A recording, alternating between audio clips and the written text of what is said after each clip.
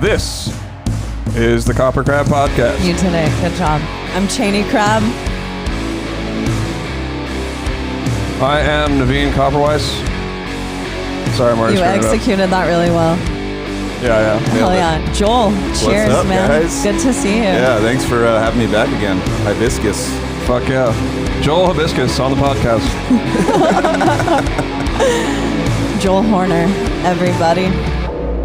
Yeah, What this is super good. It tastes like what's the name of this company? Sorry. It's Belching Beaver. It's the same one that makes the those Deftones beers, the Phantom Bride. Have you Oh ever yeah, seen I've those? totally had that. Yeah. Yeah, actually we were tracking drums for our last album. Yeah, And yeah. like, you know, you've been to Zach's studio, right? Yeah. So it's down the street from a Bevma. Oh yeah. And Travis and I Clutch. walked down to it and got a Phantom Bride, and I tried it that day.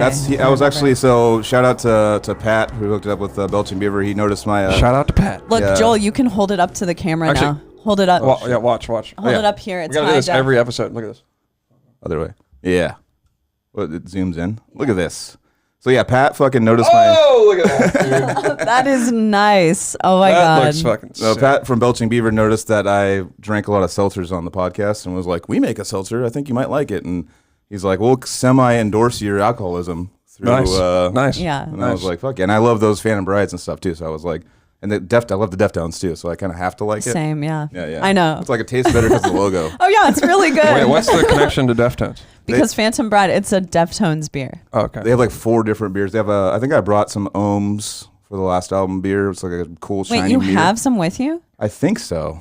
Okay, we're gonna have to like drink one of those. I Yeah, we want to will. try that. Yeah, we Fuck will. yeah. We got Yeah. loose last time. I think we can do it again. I guess Cheney, I had to Joel had to squeeze by because our room's kind of small. So Yeah. I guess maybe you might have to grab him. Oh yeah. And Grab the. Oh yeah, and a little. I'm a large. Dude, large I was human. trying. No, you're not large, but actually, room I was is going to tell you, if you small. do have to take a whiz, just push that thing forward. Just do the rocking the tilt, motion. the tilt. Yeah, tilt stuff. We went pro, but we didn't go that pro. Yeah. That's not we like. went pro, but it has to still be Yeah. janky as fuck. Yeah. Yeah. It's definitely a fucking tripping hazard, but it's fine. Yeah, You're not dead yet, dude. Dude, you went and saw Primus on Friday. Yeah. How was it? It was fucking awesome. Like it was really cool. Like they played Farewell to Kings all the way through that Rush album, which, you know, I love Rush, but just I was looking at the set list of what Primus was playing, and they're just like my childhood stuff. Like, because Primus was the first band I ever got into because my dad was a bass player playing Primus all the time. Me too. Yeah, remember I think on the podcast I texted you after the first concert I ever went to, like a closed, like not an open air concert, was at the Civic. It was Limp Bizkit, Primus, and Power Man 5000. I was there. Oh, yeah, I was there. 1997. Yeah, I was there with my dad, like watching Limp Bizkit, like go like fuck you guys. I'm like, whoa. You know what was funny is Fred's so my cool. dad actually, he lived in Berkeley, Uh-huh. but he came down to take us to the show, but he couldn't get in because he it was sold out, and Whoa. I guess only me and Sean and our friends bought tickets in advance and didn't get one for my dad. Damn. Wait, so was that the first show that you went to by yourself? Maybe, quite possibly, Wow. quite possibly. What a That's trip. sick. Yeah. I mean, I was 12. Yeah. Yeah, I think So- I was like 13, 12, 13, Yeah. something like that. But I remember, I think Limp Bizkit was unsigned at the time or something, and Totally. Les Claypool brought them out and was like, "This is the new band." Les Claypool made Limp Bizkit popular. I know. Which is wow. kind of Yeah, it's crazy. weird. Yeah. I know, because that's how I heard of them. I mean, Totally. It was Whoa. Yeah, they had like a demo for sale there. I don't think even that $3 bill y'all had come out yet. It was just like a 3-track demo. Dang. I was like, Holy shit. you know what we should have done that's is nuts. bought that. yeah, I know. Right? That's probably worth a couple bucks. Totally. It's unfortunate that you can't see things like that in the I future, know. you know? This is gambling. When I was a kid, my friend had a copy of Mate, Feed, Kill, Repeat, Oh, damn. Slipknot. Yep. Now it's worth money, I'm sure. I Like haven't looked it a up. original copy. An original copy. Yeah, that's I gotta be worth guarantee money. you Chase has an original copy of it. Still. Yeah. Because Yeah. he He ordered totally it. would He hold on ordered to it when that. we were little kids. It's weird, like in the death metal scene too. Like you'll notice, there's like an immolation shirt out there that my friend's like, "Oh yeah, I paid $700 for it." I'm like, "What the fuck? You Really? paid $700 for an immolation shirt?" But it's like super rare. There's only like 50 that were made, kind of thing, in the 90s or something, and it just I guess where people, if they're willing to pay, then all of a sudden all the prices go up for like these rare death metal shirts and stuff. Yeah, and people yeah. pay Oh, that yeah. shit for them. Yeah. I know a couple of weeks ago, I have this friend from Iowa, and she's one of those people who like goes to I guess it's like thrift store conventions that they have, and they all sell band shirts and shit, and she gets them and resells them. Oh, nice. So she had a Depeche Mode Violator tour t-shirt listed on her Instagram, and I hit her up and I was like, okay, you have to sell me that shirt. And she replied and said, don't hate me, but the shirt is $350. And I was like, all right, I'm gonna have to save up for that shirt. Oh, the last podcast actually I was wearing a Depeche Mode because we had Mike Hamilton on, and he's like, death metal, like Exhumed, Deeds of Flesh, stuff like that. Yeah. And I know he's like straight death metal, like metal, like, so I just wore my Depeche Mode shirt and was just, what's up, dude? I have feelings. Was he like, he was like, what is it? He's like, I just started shaking. Yeah, I saw that you guys had Mike Hamilton on. How was that? That's probably good. Yeah, I mean, he's like, we always called him our death metal dad growing up because such a nice guy. And he took us on our first tour. I mean, it was Deeds of Flesh, Vile, Odious Mortem, and Decrepit Birth. Wow. Was the first tour, like national tour that we had done. And he was like, Dad, he was like, this is what you have to look forward to. This is what's going on. Like, and talking about like even like life of being a musician. He's like, like, don't like put all your fucking eggs into this. Like, get a job. This is death metal. Yeah, exactly. Don't get too big of a head. We just signed our first contract, so we're fucking millionaires in our heads. We're done. Like, I dropped out of Cabrillo. I was like fucking incomplete on all my classes and shit. And I was like, dude, I made it. Dude. It's fucking done. Totally. Good to go. Yeah. It's like that last episode we had where you pulled out that $12 check. Like then those $12 checks started rolling in, and I was like, oh shit, I need a job. Yeah, real life. Yeah, exactly. Hey, those $12 checks, dude. You get enough of them. I don't know if I think I deposited it. I hope so. No, I think we still have it on our I say frame it. Yeah. No, I want that $12. I know. That $12. I want that. It adds up. That is cool though, because not everyone has someone who takes them on tour and is like, you actually can't be an asshole. Totally. Changeover is a quick thing. Like you gotta, and shows people the ropes. He'd be like, don't tune on stage like, dun, dun, dun, dun. Like he's like, don't do that. Like little lessons like that. He'd teach you about stuff. Amazing. And like, yeah. And it was all Unique Leader bands, and he worked for Unique Leader. Him and Eric were like pretty much the co-owners of Unique Leader Records. So it was them, and we were their new band they signed. So they wanted us to do they had like a vested interest in us being good and not being idiots, there you go. That's why he was telling you guys. It's just for the money, yeah. Right. Yeah, it's all about those $12 checks, dude. What's that? Did he give you guys chores? Like no. Take the trash out every night at 6 p.m. Should have. I would have done them. You guys like had to clean out the Deeds van. Oh God, this deep clean wash, fucking the butt farts that have been shot in that couch. That was in the contract. And you signed it. Actually, I signed it. I do remember playing with Odious. Like, I don't know if it was when you guys were signed or not, but you guys did do like a local band foul. What do we do? Oh, what'd they do? So, like, I think it was you guys and then maybe Animosity after that. And Casey did the thing where you start like breaking down your whole kit. On stage. Oh, yeah, we didn't know. That was probably the Necrophagus. Like, what's this guy doing? Necrophagus. No, it was at I know. It was at the 418. Oh yeah, that was the last show of our tour. So that was where we end. It was Brain Drill. No, I think so. I think Taste the Blood played too. Yeah. I think it was like Brain Drill's like first show or something like that, and then they had like Andre from Death Grave on vocals at the time, and it was a totally different band. Marco on drums. I don't think they even had a bass player, but that was definitely. We were still. I mean, 418. It's all good. I'm not. 418 though. Yeah, I'm not. If it was House of Blues, like I'm sure. I don't know. You still remember it. That's a little. Specific. That's a little scary. You've been holding that one. That is kind of weird, actually. I've noticed that there's certain things that I remember that are just like so pointless. Yeah. Like, me too. Yeah. Something someone said.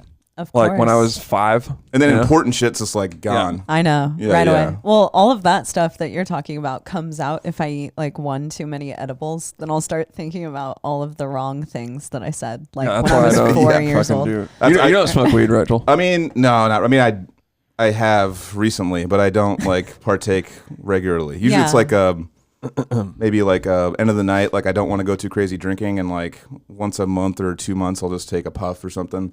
But no, it used to be like 10 times a day when I was like younger. So it used to be like wake up, smoke, go to work, break, smoke, go to work, fucking lunch, smoke, go to work. And then it was like all day. And then come home, and then Bill Robinson would come over with like 9 joints. And then like we just like until we're just like, just take us down. And then like, I'd wake up in the morning just feeling like an actual like weed hangover where I just felt ridiculous in the morning. Like I felt like. That is amazing. Yeah, it felt so I would literally call in sick. There's why main reason why I quit is I would call in sick for like being too stoned the night before. Oh my God. Because I just didn't want to go to work. I didn't want to go to work. Thing? Okay, yeah. My motivation was gone. Yeah. I was like, why go to work, dude? You might be like the first documented case of that, of calling into work sick. That was just like my mindset changed where I was like, I don't fucking care about my job.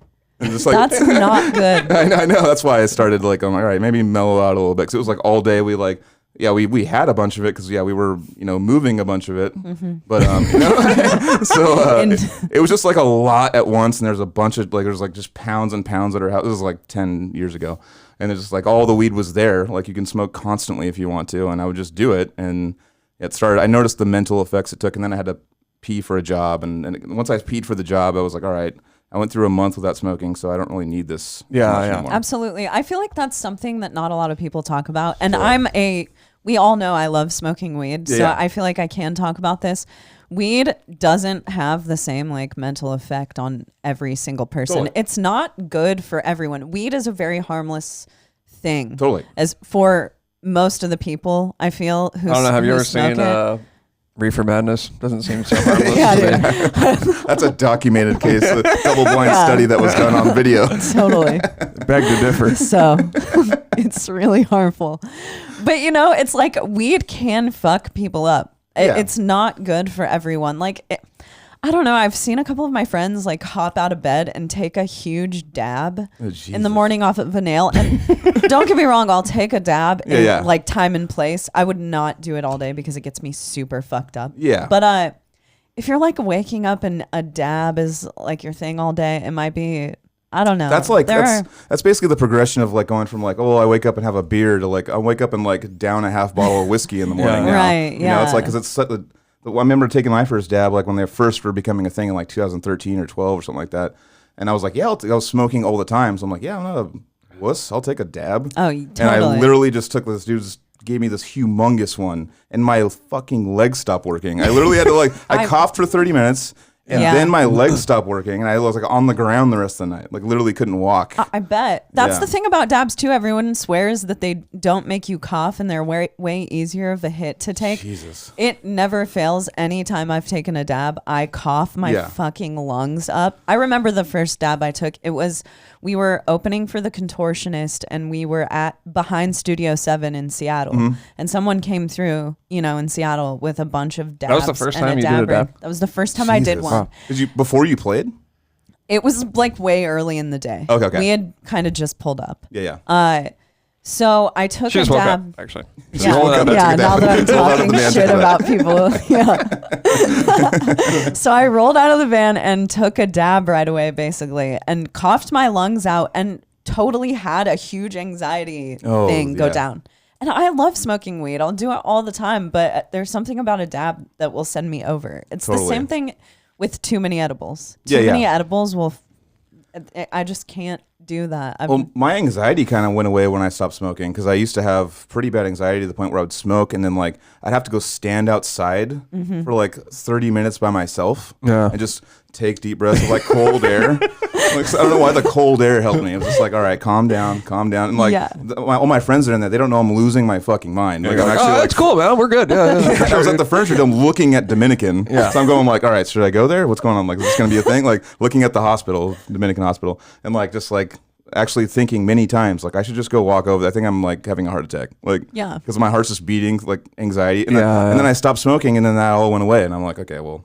I still smoke, like I'm not like I don't smoke. Yeah. I'm definitely like How can you not if you live in California? I know. And it's so the cool thing about it now is like when I smoke now, it's so much more fun. Because it's like I go to see a movie or go do something and you go smoke some weed before. It's like an ordeal. Everything's like an ordeal. Like getting a slice of pizza is like, whoa, like what's going on? It's like all funny and like you're laughing at the register and stuff. And like, I don't know, it just makes me, nostalgic. Totally. The thing about it though is knowing the dose. Because I don't smoke very often anymore either. I'm kind of similar story to you. Yeah. I didn't smoke like that much, but I smoked a lot. And then, one day on tour, I was just like, I'm not going to hit it on like the circle, passing it. And it was like, They passed me on, and I was just like, and I passed it to like a friend, and I didn't smoke again for like 10 years. Yeah. You're like, this easy? I could just get. Yeah, I was just like, no, I'm just gonna not do that. Whatever. The circle thing, like on tour, it's so much easier to meet people and to make friends with people. Being a stoner, it's like, oh, you smoke weed? All right, we're homies. Well, I also smoked cigarettes for a long time, so like that was the social in for smoking, because that introduced me to a whole new crew of people. Like I became friends with random people on the road because I know. You want to go smoke a cigarette? Yes. Me and him would go out and smoke a cigarette and talk for 10 and 15 minutes. I know. Like Flo from Cryptopsy. It was like that was our thing. Go smoke a cigarette. Like we just talk and like do a little podcast in our, a non-recorded podcast in our heads. I know. And just like banter about shit and just come back and that was kind of our connection, It's kind of like, so weed, same thing though, is what you're saying. Yeah. I know. If Cheney didn't smoke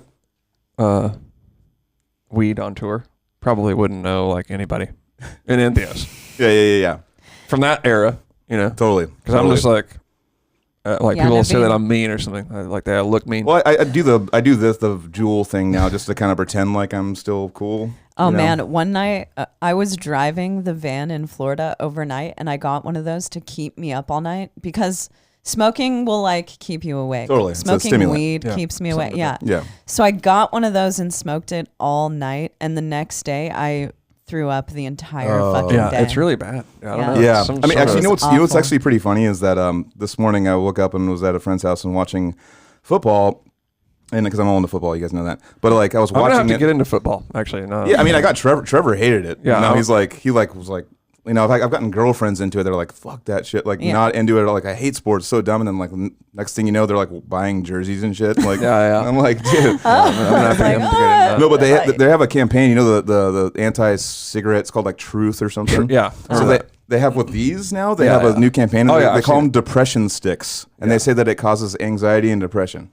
Huh. And they're like, go to depressionsticks.com and check out more information. Like, depression sticks? Like, that's literally what you're How do you feel about it? It doesn't. Well, I mean, so what they got wrong is that usually you're first depressed and then you smoke. So obviously you're depressed.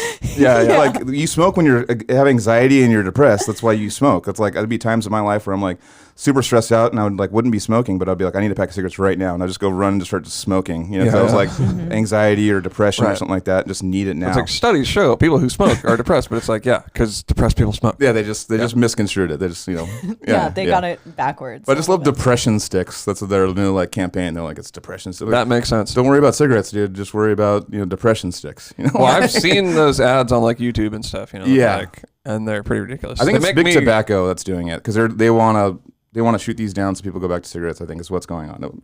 Not the conspiratorial, but no, that makes sense. I mean, cigarettes were a huge industry. And they have a vested interest in that. They have money involved. Well, why aren't they making the depression? I think they're involved in some of them, but some of them they're not. So there's other like parties that are not part of the tobacco industry that make these.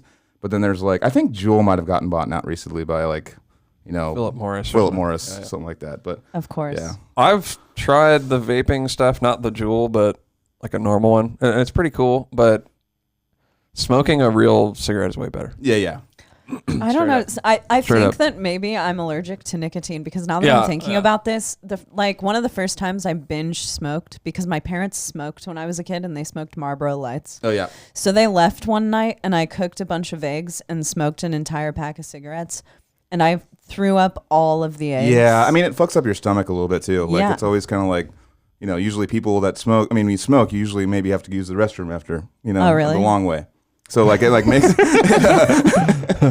but no, it's like it does that. It does something to your stomach that's weird. But cigarettes are. I mean, the one thing about cigarettes I always notice is that like it always sounded sick to just go have one. Yeah. But like when I was done with every single cigarette in my life, I was like, that's disgusting. Yeah. Like it starts out like so like you just have the rose-colored glasses. Like it's gonna be fucking amazing, dude. And then like you're done, you're like, takes your energy away from you.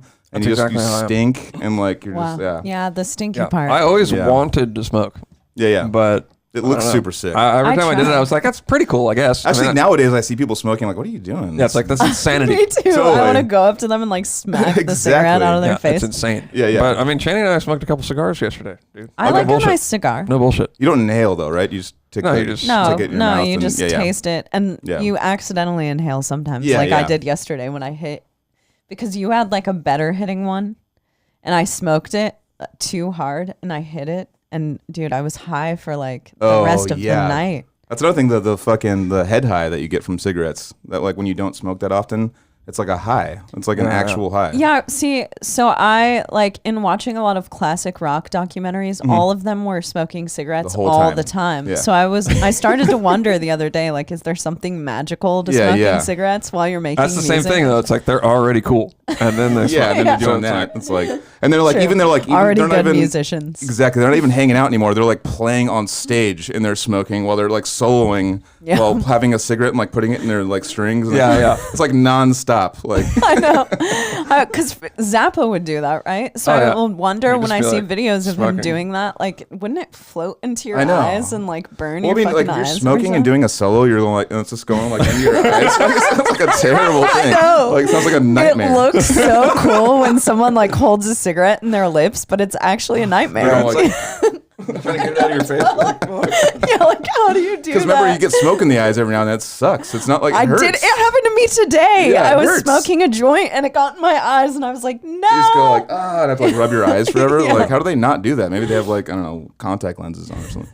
They're just sitting and 70s. Letting it burn. It just hurts really. They're just rockers, dude. They just keep rocking. I know, they're just not, they're tough, dude. They're not human. Yeah, but I mean, like I said, I always thought it was cool, but I would mainly smoke maybe if I was drunk. I would probably smoke one. I still do that. But then when I woke up, when you wake up in the morning, you have that taste in your mouth, you're just like, fuck, this is disgusting. Yeah, there was one time at a Mayhem Fest or Ozfest or something back in the day where like I got kicked out for underage drinking because my friend had a fake ID and got us like, was handing us IPAs and stuff. Damn. And so you were young? I was 20, I think. They didn't have IPAs back then, dude. No, they had. I swear there was like a Lagunitas tent. It was like brand new. You guys are from California. I imagine that you hipsters were the first ones to like experience. Yeah, well, I mean, we were like, all we knew was like, oh, it's the higher alcohol beer. Like when you first turned 21, like all my friends' goals was like, what's the alcohal by volume percentage? Right. That's like all they cared about. It's like, dude, this one's 12. And like tasted like fucking gasoline. The worst.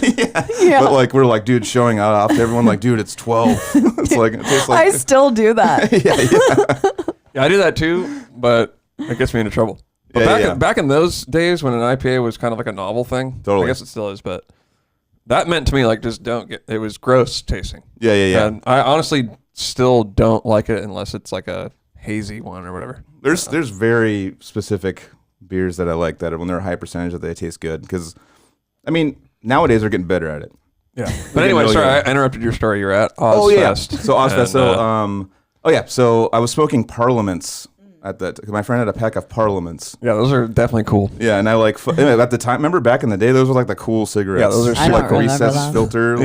Yeah. So like I heard that it was those. so you could snort coke out of it. Was it really? That's what I've heard. Actually, I was wondering what the function was. It's a little scooper. Oh, I don't know if it's true. Okay. I don't know what a Parliament looks like. It's just it's like a cigarette. It's like the filter of it's like half. It's like bored out. Yeah, it's like it's recessed in there. So there's like it's like a half. It's like the filter's really this long, but like it's this long. Okay. Yeah. Okay. It's really cool. But like I smoked like probably 10 of those. I know, it was super sick. I smoked like Take that, Truth campaign. This is the truth. No, but I smoked like 10 of those, and I actually was drinking Fat Tires too. Remember Fat Tires? Those were like cool beers back in the day. Yeah. And I got kicked out immediately because I was like sitting there drinking like an IPA, and this dude just runs up to me and goes like, He's like, what's your birthday? I'm like, July 27th, 1983. Like I said 4 first though, because 20. So I like fucked up and I was like, I meant 3. And he's all, come with me, and just took me into like this interrogation place with like a bunch of cops at Shoreline. And just a bunch of cops and stuff, and they're just like all aggressive. And I'm like, yeah, I was sorry, I was drinking. And they're like, all right, you kicked out. So my buddy gave me his keys to his car, and I just went back and smoked the Parliaments. And I just got super sick and started just throwing up and stuff. And that taste of Parliament was like just stuck with me forever. Fat Tire is dead to me. I could never have a Fat Tire. Yeah. Like, if I have one sip of it, I'll start like throwing up. Like it's literally like mess with you that hard. But totally. I don't know. I guess we're talking about throwing up. I've had an experience. I got so many throwing up stories, man. Oh man, I was just talking about last week on the podcast that I throw up like really easily a lot. Yeah. Drinking, I not from drinking so much. Yeah, no, maybe in my early 20s, I would throw up from like drinking too much Jaeger. Is it in your head or is it like a stomach thing? It's more like an upset, like when you eat too much oil and your stomach like has that stuff. sick. Yeah, it's like that. That's what it is. God, fried stuff. That does that, yeah. Or too much candy or something. Like, yeah. I think candy is a good idea sometimes, and you like have a bunch of it. You're like, this is I feel like shit. Like, yeah. I never eat candy, but I eat ice cream. I partake every now and then. Ice cream. I get like random cravings because we got Mary Ann's down there. So I'm just like, totally. Mary Ann's rules. Yeah. But I'll think to myself, like, man, maybe I should get some candy. But then I'm like, okay, if I'm going to eat like just bullshit, then I want ice cream. Ben & Jerry's. Yeah. You know? I'd way rather Ben & Jerry's than sit there with a bunch of...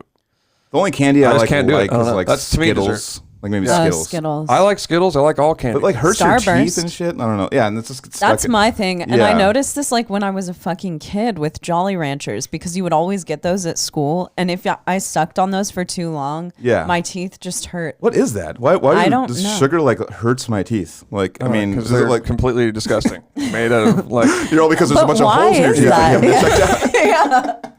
But really, why is that? I've never had a cavity in my life. I haven't either. Yeah, not me. Yeah, boom. You're the only other person I've met who's never had a cavity. They got those not fillings, but it's like they put that like epoxy on your teeth when your kids here. They would like put this like white stuff. It was like they only do that. Oh wait, the one that they solid. do to like brush your teeth when you're at the dentist? No, so what they would do is like I don't know, probably was like caused cancer and they stopped doing it. But like it's literally like on the tooth they would just put a bunch of like protector cover on it. It was like this kind of like white kind of like epoxy kind of stuff, and like so my teeth were flat in the back from the epoxy. What? Yeah.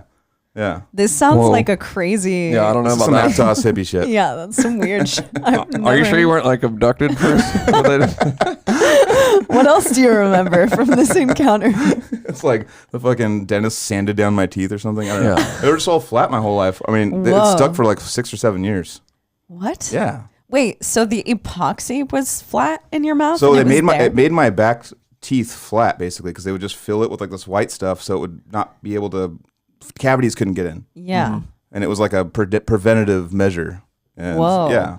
And I've brought this up to other people and they don't know what the fuck I'm talking about too. So no, that's really weird. Yeah. That's like Minority reporting your teeth. I think it was. You know? It is. It was a very progressive dentist. You know, he was willing to try new things. Yeah, obviously. You Californians are weird. Small children. We were watching Hocus Pocus last night, and I didn't realize how much in movies they make Californians out to seem like fucking weird people. Yeah. I mean, I'll take it, but like they also make them kind of dumb too. They're like, oh, bro. No, they do. Yeah, like they stupid. well, they do both things because in Hocus Pocus they were like, "Fuck you, Hollywood."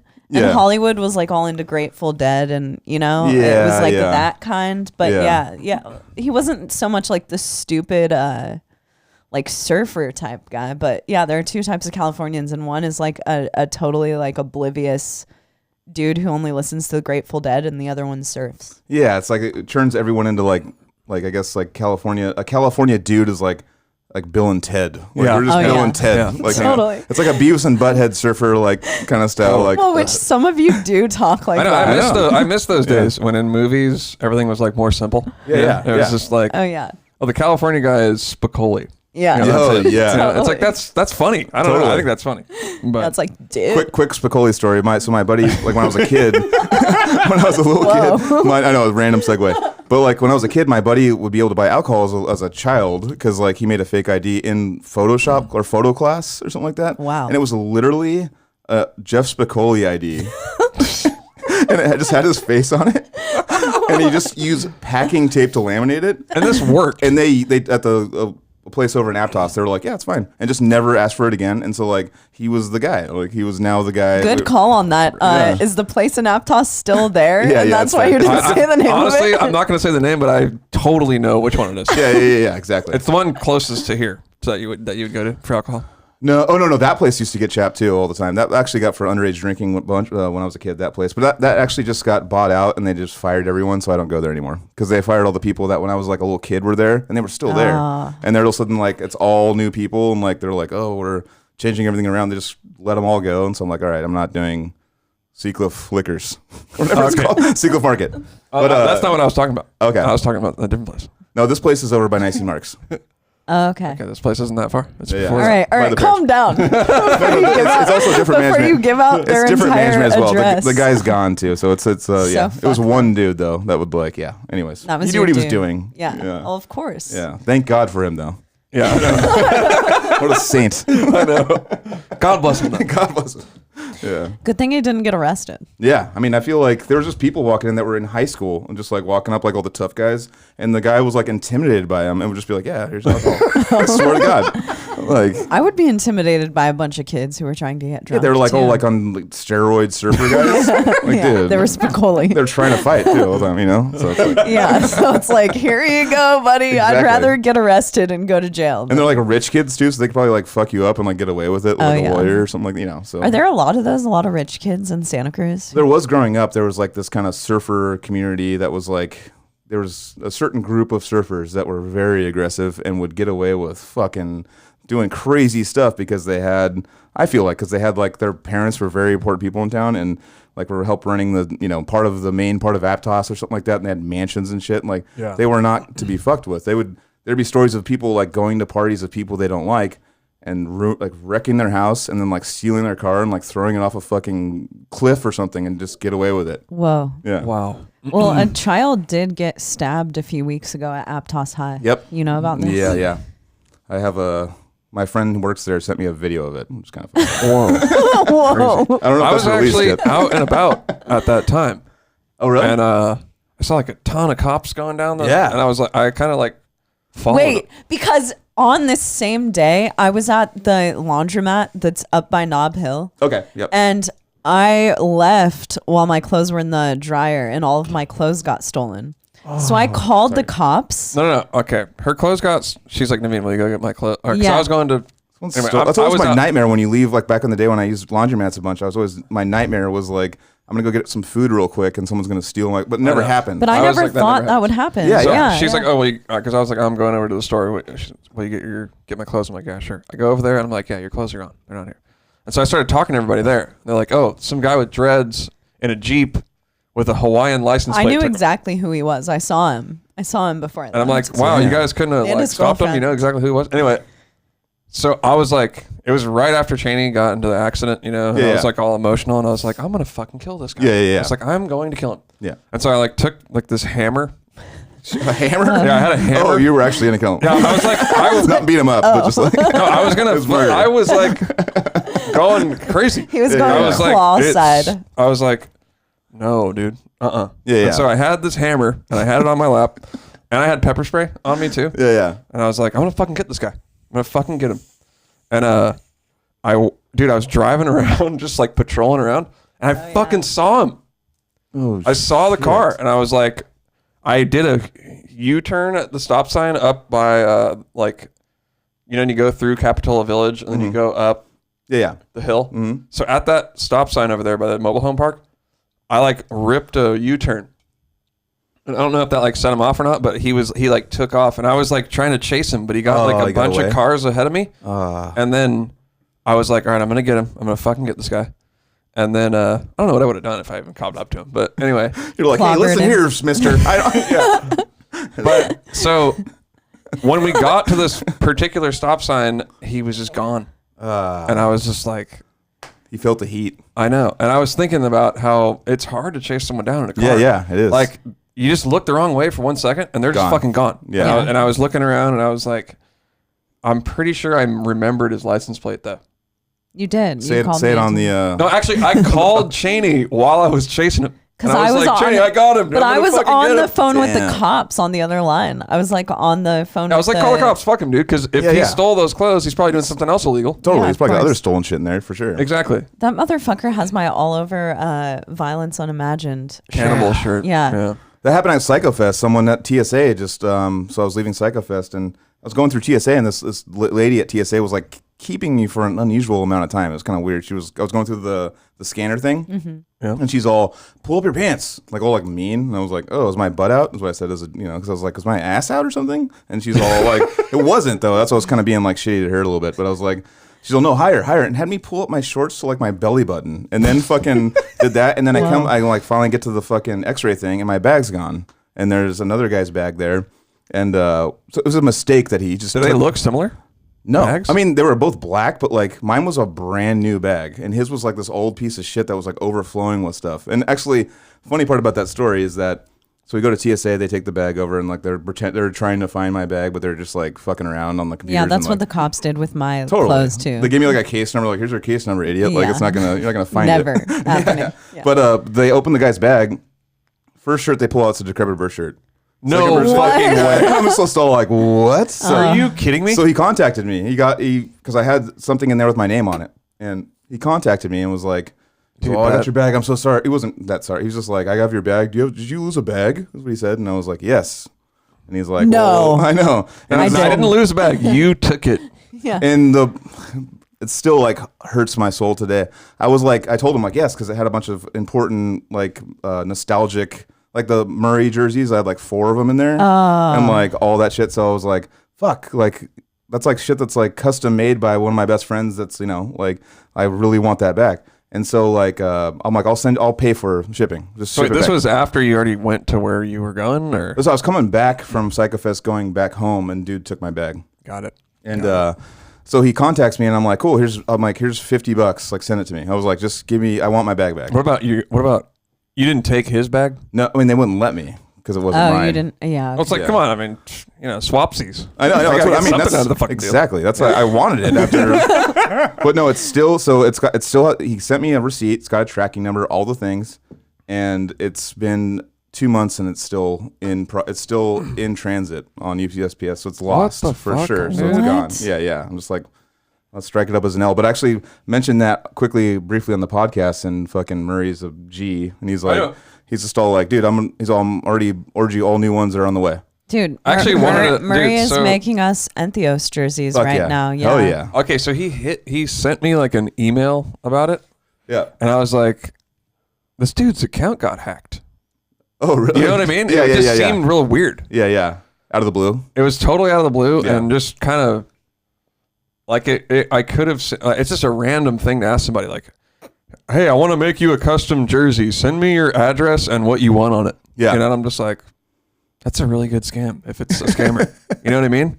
Yeah. So what would be the end game? So I messaged him to have my address. Address. Yeah. So I messaged him on Facebook, and I was like, hey, dude, do you want to make me a jersey? Because that's just like random. He didn't say like, hey, dude, I'm making jerseys now. I'd like to make. You know what I mean? It was just like. It was like straight to the point. Totally. So I was thinking like, man, maybe this guy is like, someone got a hold of his account. Yeah. But then he was like, yeah, I am making jerseys. And I was like, oh, that's cool. Fuck, that's sick. And then I like forgot to respond. Yeah. And then Cheney was like, hey, everyone's getting like jerseys made. Yeah. And then I was like, oh yeah, he asked me to, if we wanted some. Yeah. So yeah, we're going to get some. He's a sweetheart, man. Dude's that's so cool. Like, is he like running a jersey business or no, I mean, he had a health issue and moved to Australia. He was like fucking one of the first 60 people to work for YouTube. So like he has like fuck you money kind of. He's like he did really well. He was there in the beginning. Oh really? One of the first 60 people to work for like YouTube. That. Yeah. He was just he's in charge of security, like taking down videos that had like nudity and stuff like that. That was like one of his jobs. I know another guy who used to do that back in the day. No, so he was in early though. So when Google bought it, like he's well off. So he just that's what he told me. He's just told, dude, I got hella money, dude. I'm sending you another, replacing all of them. I'm like, damn. Fuck yeah, gangster. That's fully funded Joel money. Yeah, I know, right? No, he's a badass dude. Another dad figure, I would say. In my, he was a bass player for Severed Savior, and like before even the first tour, we were going on little mini tours with them with Severed Savior, and so he was like, kind of showing me the ropes and stuff, showing me how to drink. But, no, he was a badass. He's like, have you put learned? The salt right here, and then you exactly. You shoot it. Exactly. Actually, Channing, can you hand me one of those Bud Lights, please? Yeah, absolutely. The thing about these Bud Lights that's not the thing about these Belching Beavers is that I didn't feel drunk off of like 3 of those, but off of one of these, I'm like, I'm a little buzzed. It's got a little bit more alcohol. It's got a kick to it. Yeah. The 5.5, baby. You gotta act that extra half. Fucking that's what's up. Tiger's blood. How has the podcast been going? It's been fun. I mean, it's the kind of lining up 3 deep. Let's see. Oh yeah, I'm 3 deep. I'm 4. I know. I'm on my 4th. I'm on my 4th. I skipped half. I'm on my 4th. Wow. I'm on my 4th. I mean, I was like, I wanted to get a little loose, before I came on here. So I was like, I came here just kind of sobes. I know. See, me too. And that's the thing that I was like, all right, well, because I don't know if you listen. I do. Okay, you do listen to the podcast? Yeah. Okay, because I destroyed the computer. Oh, yeah, I won't say the whole story. Well, you said something about, I remember Gray Bears, dude, right? This guy? Dude, this is right here from Gray Bears. Yeah, it's from $160, dude. $160, dude. I'm surprised. I mean, I didn't know stuff worked from there when you bought it. That's what I'm They saying. test it out. And that's why They every test it, time dude. Naveen like tries to go there to get shit like that, I'm like, dude, can we just buy like a new laptop? Dude, Yeah, yeah. $160. This thing is I didn't trust him. legit. It didn't. I love this thing. But it did not work without this thing. Yeah, That this thing is is kind of what why is we got that? this, because it's a camera switcher. Okay. But what's so sick about it is, look at this, dude. There's a hard drive attached. What the fuck? And you just directly record. So the computer is just there for podcast is here? It's right here. Yeah. Whoa. So the audio and the video. So I got backup audio running. Yeah. And the podcast is going straight to hard disk. And then the computer is just there for like surfing the web or whatever. Damn. Yeah, that's why I knew that when I wanted to start a podcast that Naveen had to be a part of it. Oh, dude, you're crushing it. I mean, I don't even know the equipment you have. I'm like a gear nerd in music, and I'm like, yeah, what the it's fuck like is those things? what? Well, the video stuff's like a whole nother. Yeah. It's But just YouTube, dude. Yeah. YouTube. And then I found this, and I was like, okay, that's sick. It's $500. That's super sick. But then you got to have the cameras and everything. But I feel a lot better coming in this time. I remember the first episode I did. I remember because I literally do the podcast from my the most comfortable place in my life. The most sat at place, hung out, comfortable. I got my cat there. It's super comfortable. And the first time I came in here, just like the lights and shit, I'm just like, fuck. I started having a semi-mini panic thing, and you were like, it's cool. I get nervous every time too, and I was like, okay, well that made me actually feel good. I get nervous. I get nervous every time. Today even, I was like, me too. What if I don't? You know what's actually the most the time that I become the most Exactly. nervous? It's not in-person guests, it's Zoom guests. That's because when I of, get the weirdest. Is it because of the possible lag and shit issues? It's and like you're not in real life, and you can't feel a person out the same way. Totally, like the way I just chalked right now. Yeah. That would be weird because you have to wait for the delay and stuff. And Yeah. So I don't know. It's just a much different thing doing Zoom, and this is no hate to Zoom, but it's just not my favorite. When we moved to Tennessee, I'd want all of this to be okay. So that's I was gonna bring that up because I went to the show with Shara. I remember hearing you guys bring up Tennessee, but is that an actual plan? We're going. We're living. Fuck? We're moving Bought a to house. Tennessee. Our house is closing next week. Yeah. When are you moving?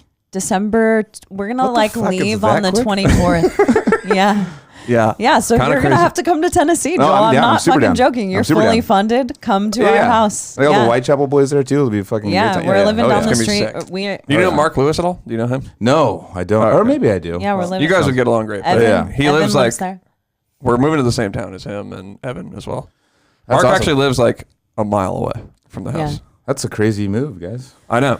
We've wanted to do it for years, and it's Santa just never Cruz been is- the right time. But Santa Cruz is awesome, but there's It's great. I love Santa Cruz more than there's anything. a stagnation to it. That's exactly what I told Naveen. It's not even a just the stillness to it, yeah. stagnation. It's that not a lot of people live here.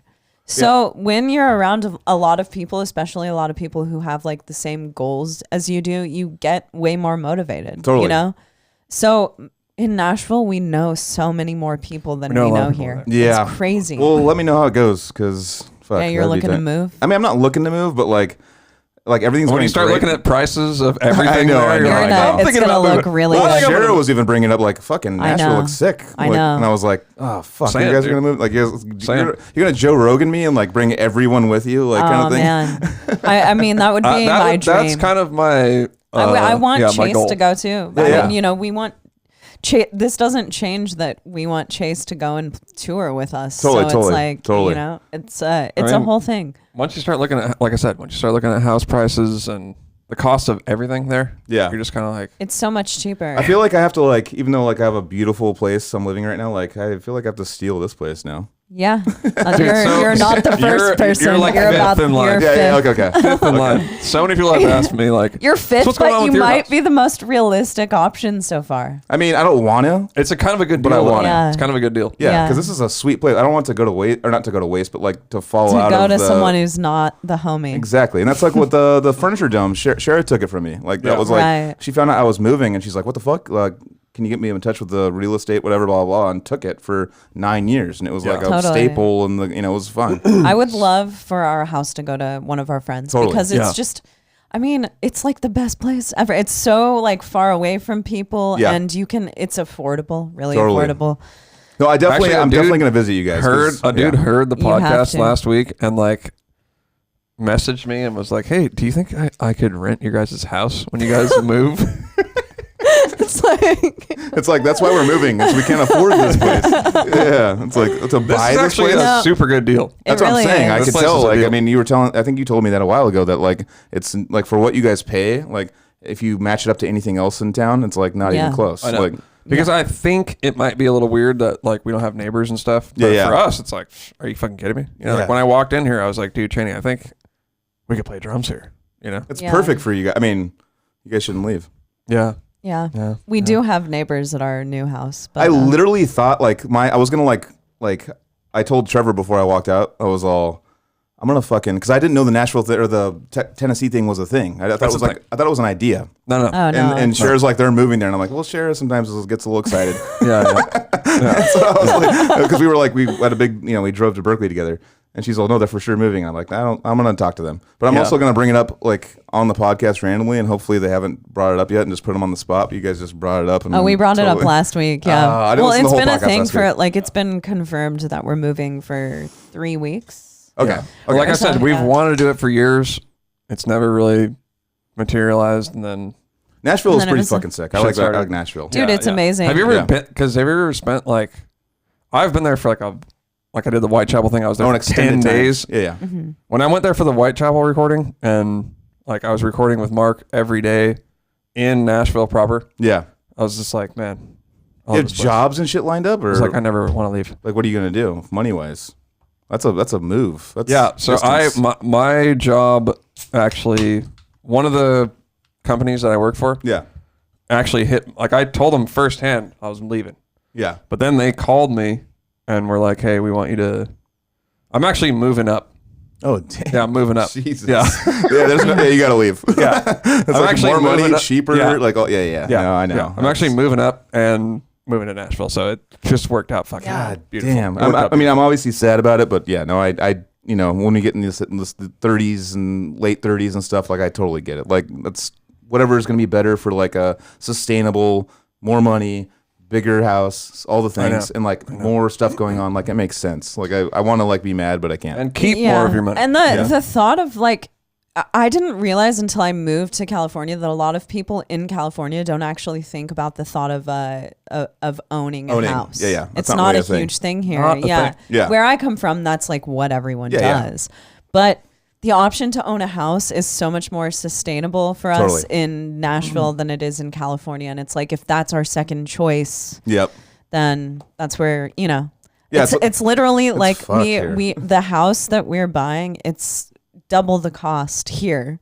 And we would have way less land. It's like the house would be triple here. Yeah. Easy. That was saying. I was like, why are you paying double then? No, but here it would be like double, triple what we're getting it for. So it's like, if you're like us and you can fucking move, and it's like the band helps us and the podcast helps us, and so. And we're thinking so many more tours. Like when you look, I've been looking now. Every time a tour is announced, it's just like it's got a Nashville date. Yeah. Every time. Yeah, it's a spot. It's like, I mean, you look at San Francisco's kind of falling off the map, and not being the fucking powerhouse that used to be like New York, LA, San Francisco. Those are like the fucking spots when you're touring. That's like the big shows. And now Sacramento's like outshot San Francisco now. Like, they have way better turnouts. I know. Way more metalheads because it's more affordable. So, like, more people with I know, that aren't insanely rich can go to a fucking show there. And I just think there's not that many metal. Like, I feel like all the metal people are like our age, and they're like having kids and families and stuff in the city. Yep. And then that was even before COVID. Yeah. And then COVID, now it's just. I know. That kind of blew everything up. What's the big Regency? Oh, yeah. That place is fucking boarded up. Really? Yeah. I drove by it the other day. It still is.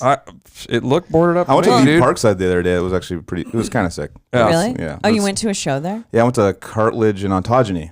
Oh, sick. Yeah. Oh, they played a show? Yeah. Damn. I know, it was sick. I got a hotel room. I got a 4.5-star hotel, but it was in the Tenderloin.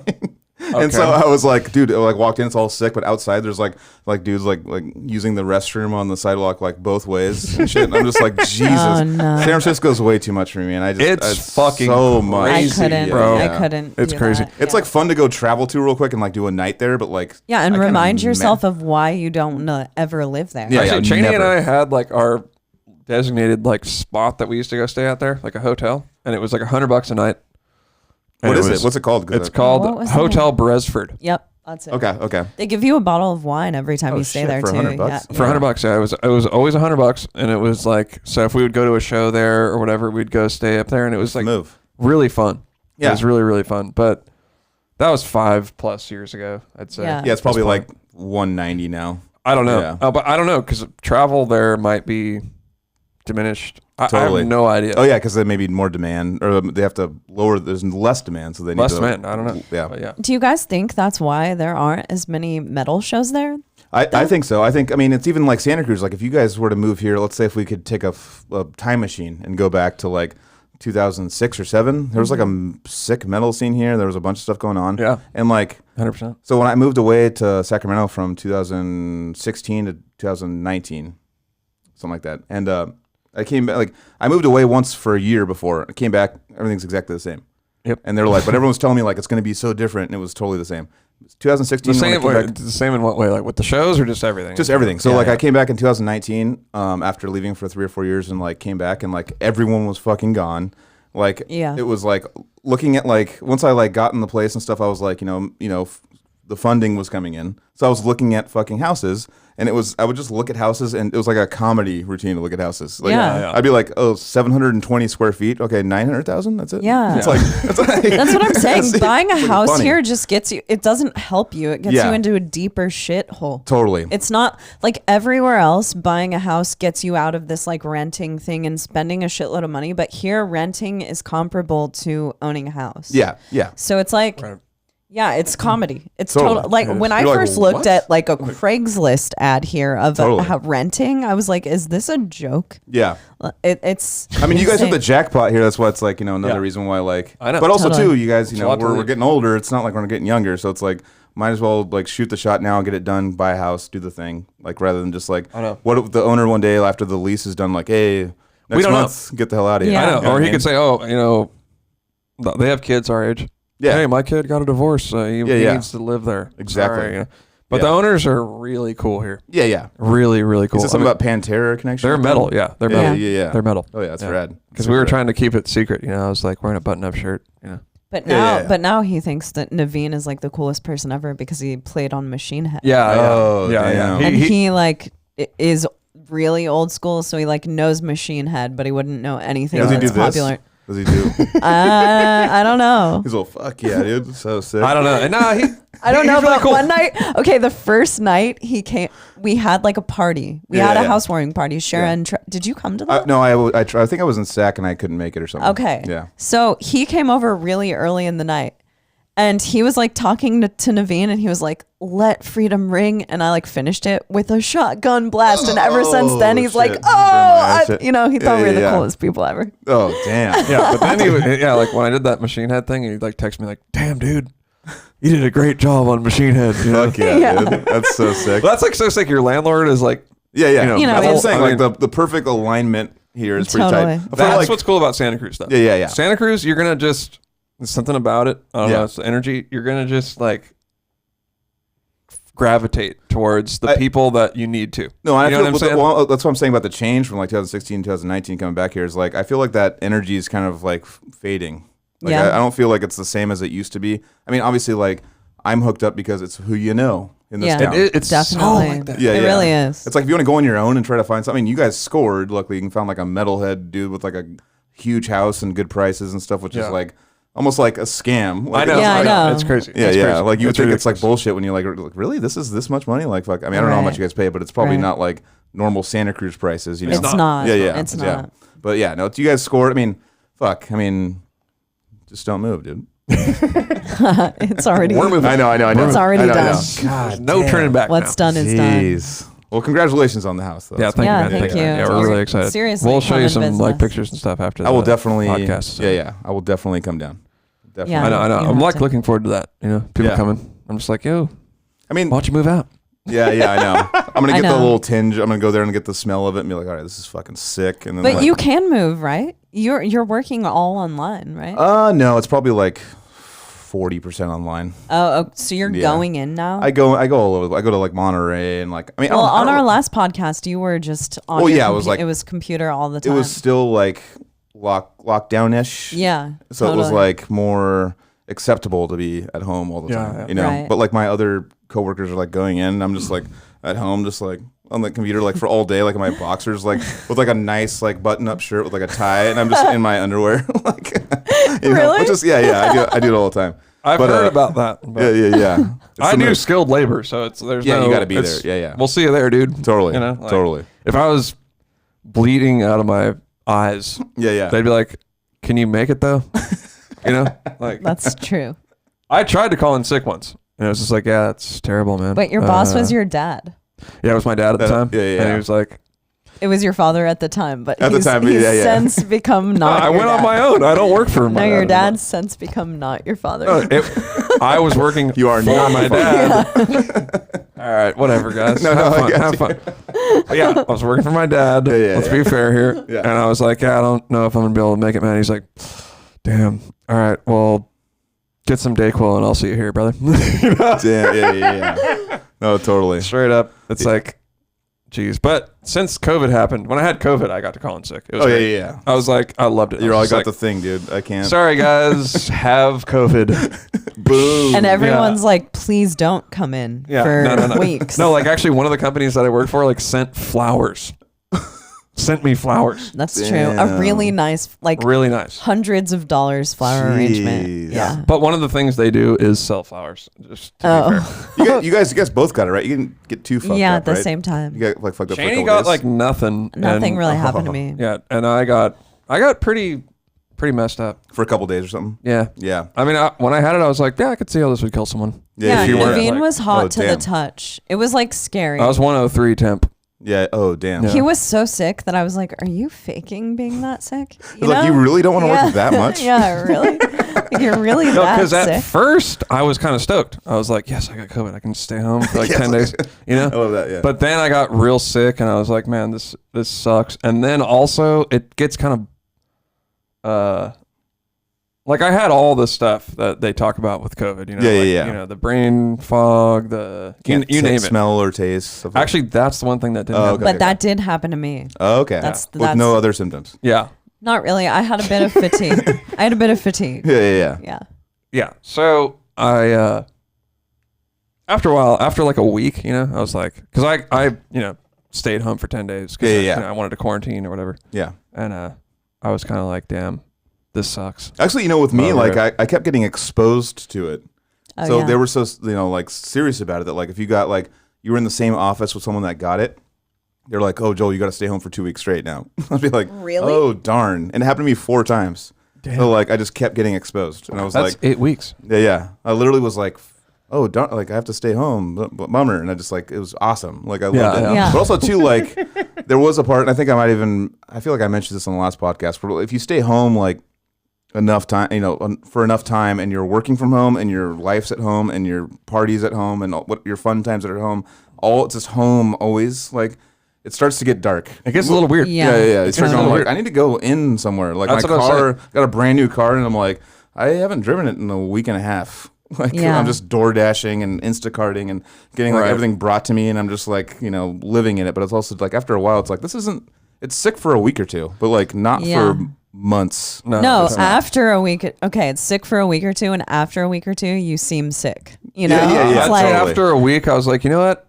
I'm kind of ready to go work. Yeah. Like you think you want to be away from everything, and then you really don't. There's something that we need as humans to be like to just work. You know, it's like I remember like being the touring thing. That's kind of why I kind of gravitated away from it, minus money stuff. But also like I would come home from tour, and all my friends had jobs, and I would be at home all day, and like like doing random stuff, and like started playing video games and stuff because I was like so like just at home all the time. Totally. That I was like, and my friends were like, "Oh, I'm getting married. Oh, I got my degree and all this stuff." And I was like sitting at home just like going like, "Fuck, well, maybe at 7:00 they get off. We can hang out." Like it's like you're just at home all day and like doing nothing, have no purpose besides like working on music, which is a purpose. But like at the same time, like you need to have like that successful day at work where you come home and you're like, I did the thing. Was that all you were? What band was that? Where that was all Decrepit. That you were doing? So that was Decrepit. Would be like tour, and then be like, oh, we're doing an album now. So it'd be like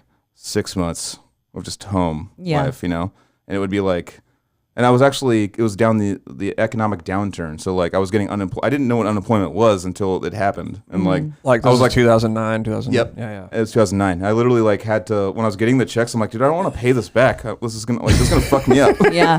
And they're like, dude, you don't have to pay it back. I'm like, what? Like this is like, I didn't understand unemployment. I didn't even know that was a thing.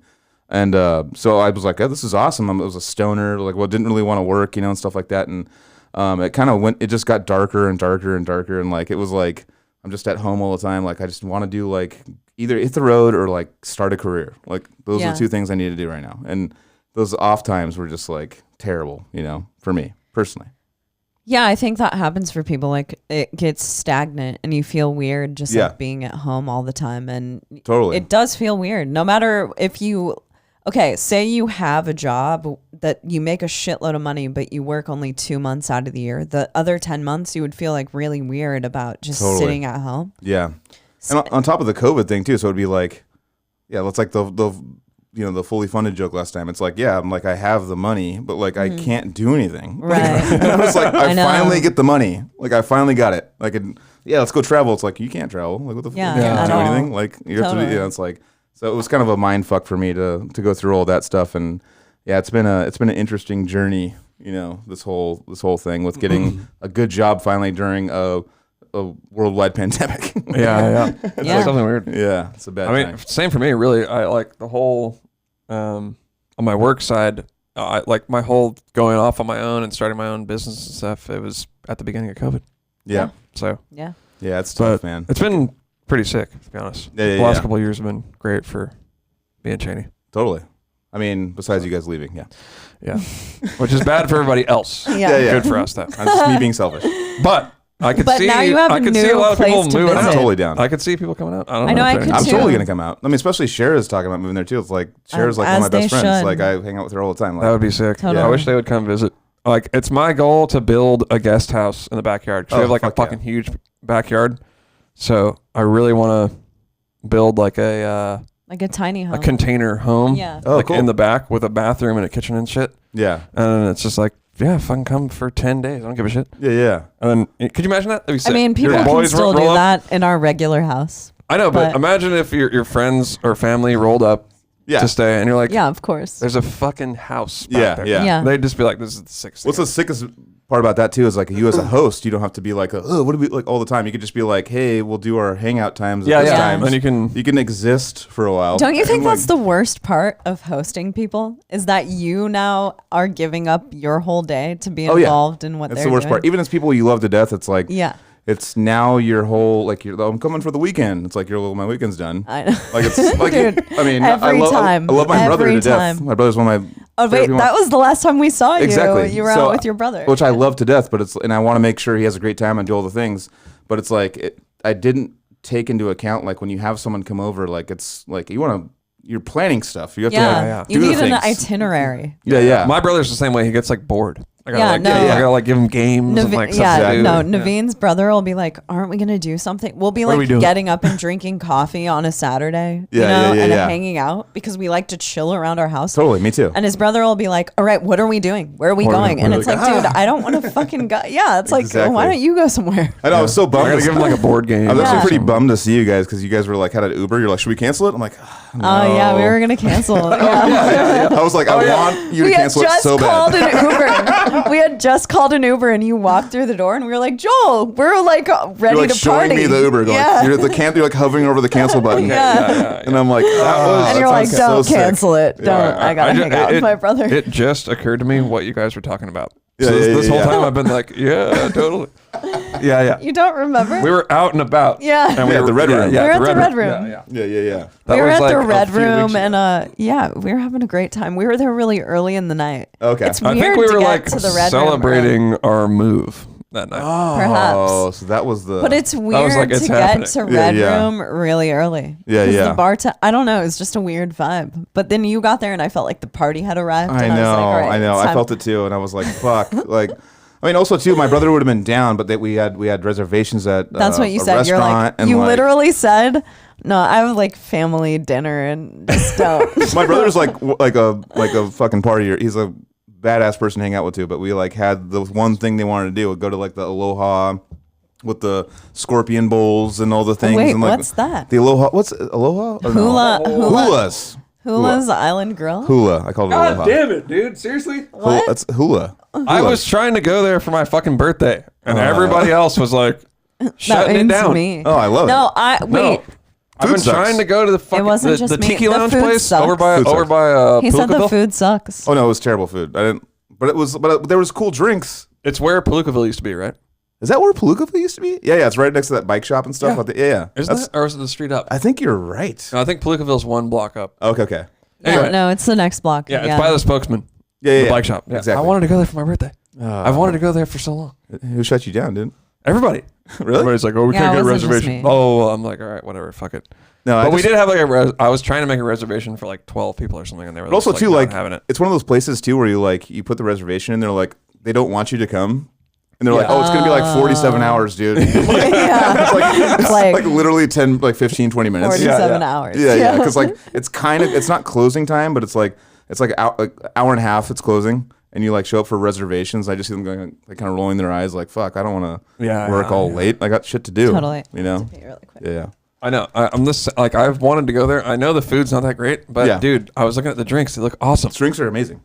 Yeah. The Scorpion Bowl, dude. It's like COVID ruined the Scorpion Bowl because it's a sharing bowl with like you have to have at least 3 people there for them to even give it to you because it's got a lot of alcohol. It's got 4 different alcohols in it and a 151 shot of rum like on fire in the middle. Yeah. And then you just you scoop it into the mix and then but no, it's just it's definitely like a touristy let's just get it seems kind of fun. Yeah. You know, I was like, that'd be a great place to go for my birthday. Yeah. You know, and I was trying to go there, but it didn't work out. Yeah. No, Hawaiian food's hit or miss. You know, it's not like I like L&L barbecue. I don't care about the food. I was there to I just wanted to go for fun and for the crazy tiki drinks. Let's talk about something real quick. I actually I'll bring up a hard hitting subject. So let's do it, dude. Because I got dropped off, all the stuff from Belching Beaver today, from Pat. He's been in metal bands like Eviscerate and stuff back in the day, but he's like a rep for Belching Beaver now. But I was like, I'm gonna go do the KoperCrabb podcast. He's like they're not drinking anymore. I thought, right? And I was like, I think Naveen said he's not drinking ever again. In like the next podcast I just saw. Yeah, for sure. So yeah, after the wreck, because we were fucking. You were in an insane mindset. Yeah, and actually, another terrifying thing that happened was I was like looking through my phone like a couple weeks ago. Yeah, and I hadn't done that, and I found like a bunch of videos from that night. Oh shit! Of us just being I saw that drunk and stupid, and there was a bunch of stories. Instagram I saw the stories. Okay, so there was a bunch more. Oh shit! Of Cheney this is the best fucking night of my life. Yeah. And we're in the middle of the street in Capitola Village, being so fucking stupid. We were being. I mean, we were really drunk. Cheney, you haven't even seen the video. I was like coming back through my phone. It's probably not a good. And I was like, oh my fucking god, dude, we're so dumb. Well, the further that I get away from it, the more detached that I get away from it happening. Shit, sorry, I might have moved that. No, you're good. If I go back,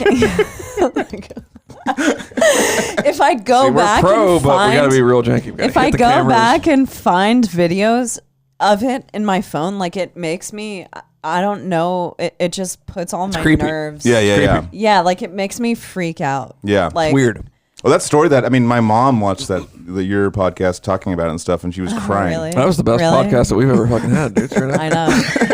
You know what's funny though? I literally had to force Naveen to do that podcast because my mom was here visiting, and like Naveen was like, let's just fucking cancel it. Whatever, just don't do it. Yeah. Whatever. Are you kidding me? Which, it's crazy. I mean, I do have these scars. I don't know if anyone's been able to see these in real life, but I've been it's all on this side. It's all on this side, but I have these like scar silicone strips that I think have been doing really well because if you look at Naveen's injuries from that night, like you can still see it. My face was literally torn in two. So compared to how his little scabs look, like we're almost equally healed, from surgery and we're only 2 months out from what happened. Like I still have swelling in my face and everything. Now that I have you, talking to you about it, because I obviously watched that podcast and it was I freaked out.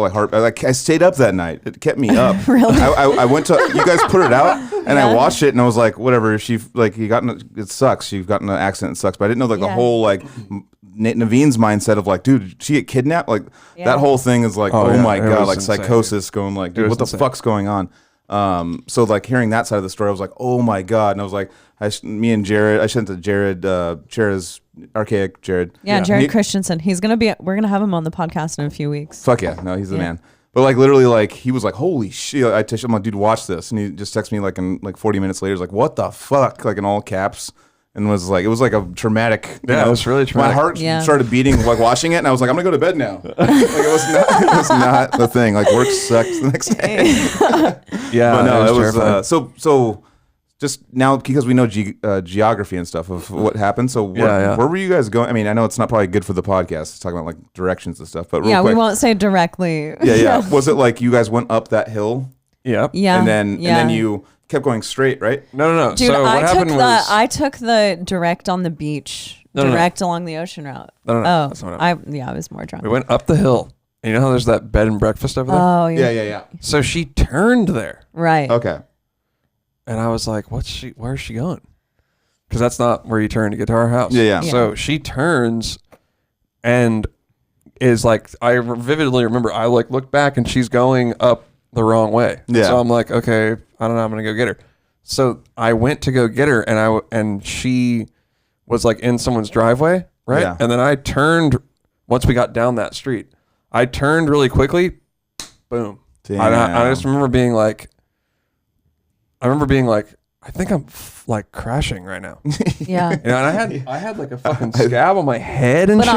I had also like I had done a crash thing that was closer to the beach. Yeah, you were saying you guys both crashed, right? In the beginning. Yeah, I just fell off mine closer to the beach. And it's like it hurt a little bit, but you don't think of it as being when you're really, drunk, it's just like it's like what a dude, this is so fun. And you're also like in this like meat suit when you like fall when you're drunk. Totally.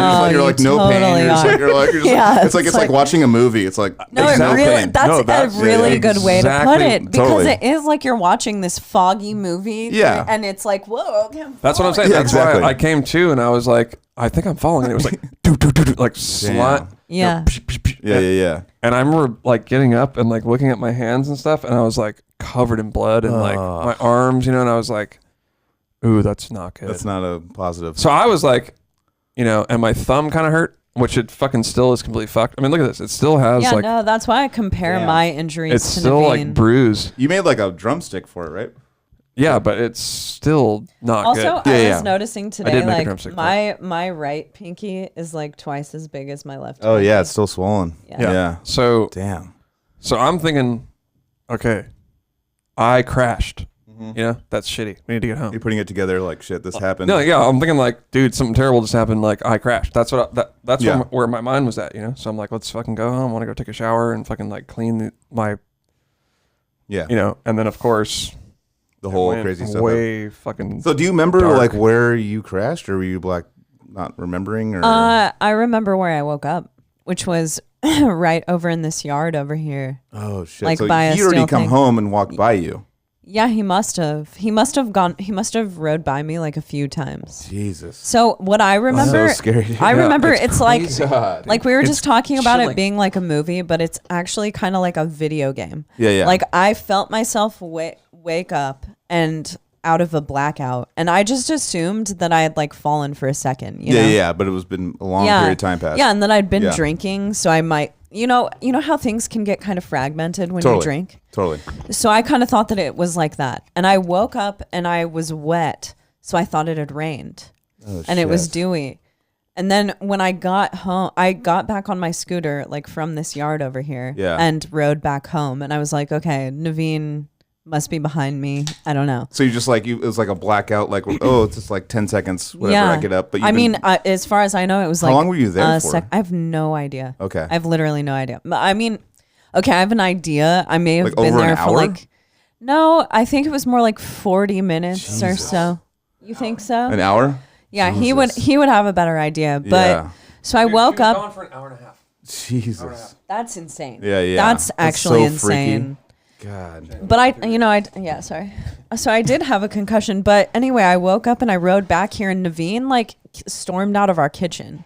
You know where that is. So he was like storming out of our kitchen, and he looked at me like, Cheney? Oh my God. He was like in full panic mode, and I didn't know why he was being like that. And I was like, yeah, what's wrong? What's wrong? Oh, why are you freaking out? Kind of confused about the situation. And he was like, you need to sit down, crying. I mean, it was... Jesus. Actually, I wish I had my phone on me because I have a picture. Yeah. Actually, I have my phone. No, fuck, my phone's in there. So my surgeon...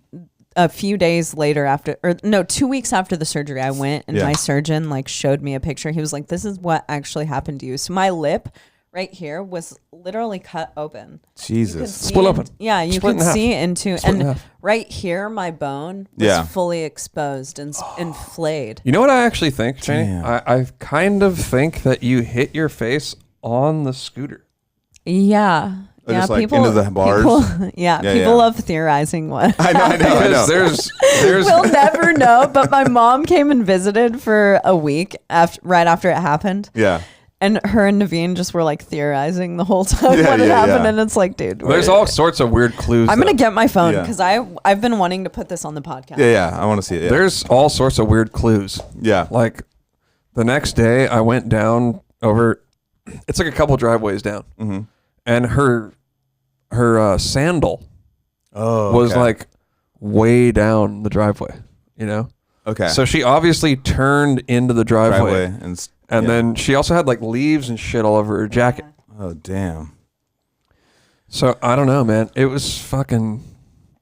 It's the worst thing ever, man. I know. I literally honestly, when you said Dominican, I just was like, flashback, like the whole night that happened. Well, because I remember like seeing I forget I saw Cheney's the one with the bandage picture with her. She's like, don't drive scooter. I don't know, something funny, like trying to make light of it. Yeah. But like, I just remember seeing the night before of you guys going like, yeah, we're having fun. So I put it together immediately. I was like, okay, so they got on like some sort of a vehicle or like a scooter thing, and then they fell or something. And that's crazy that you saw. Yeah. I know because we were like, I think I said this on that podcast. Like, we were having hella fun on my phone, and there was like 10 stories of us. I think there was like Cheney's like ask us a question. Like, it was like that whole thing. Like we were like just fucking around my phone, like when we were over at like what's it called? Zelda's. Zelda's. I know. I saw you guys' background. I was like, at Zelda's. It was great. Yeah. It was so fun. Yeah. Yeah. It'll take me a minute to find this. But I mean, honestly, man, like we've got a second chance. Yeah. That's how I feel. Yeah. So now it's just like no fucking around, dude. Yeah. Like.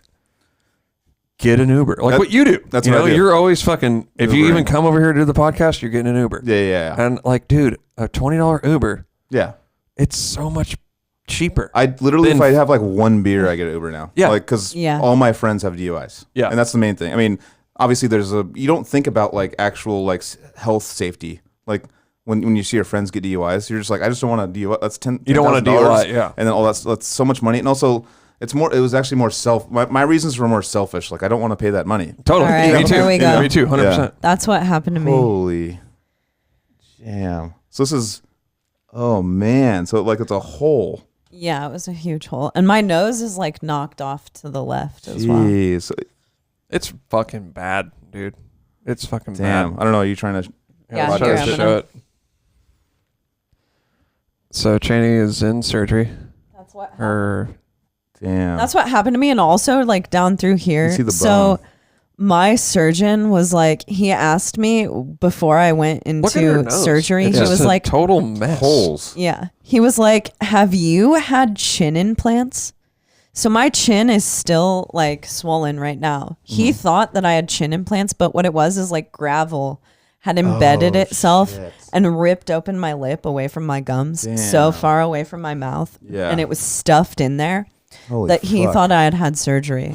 So this is actually like most of my stitches have dissolved at this point. But down here is still super swollen and the stitches haven't all dissolved because it was like really, really messed up and ripped away from my face. Lucky to be alive. Yeah. Lucky to be alive. Like I mean, what if that would have hit right here? Well, also concussions, you don't know, like that could have been like, maybe you needed immediate help and you're not going to wake up. 100%. You know what I mean? Yeah. Like you're just in a bush somewhere, like no one can see you. Yeah. Like that's what scared the shit out of me. Like, I mean, obviously Naveen's panic too, like the kidnapping thing as well. I was like, she was just there. Now she's gone. Like you can't find any trace.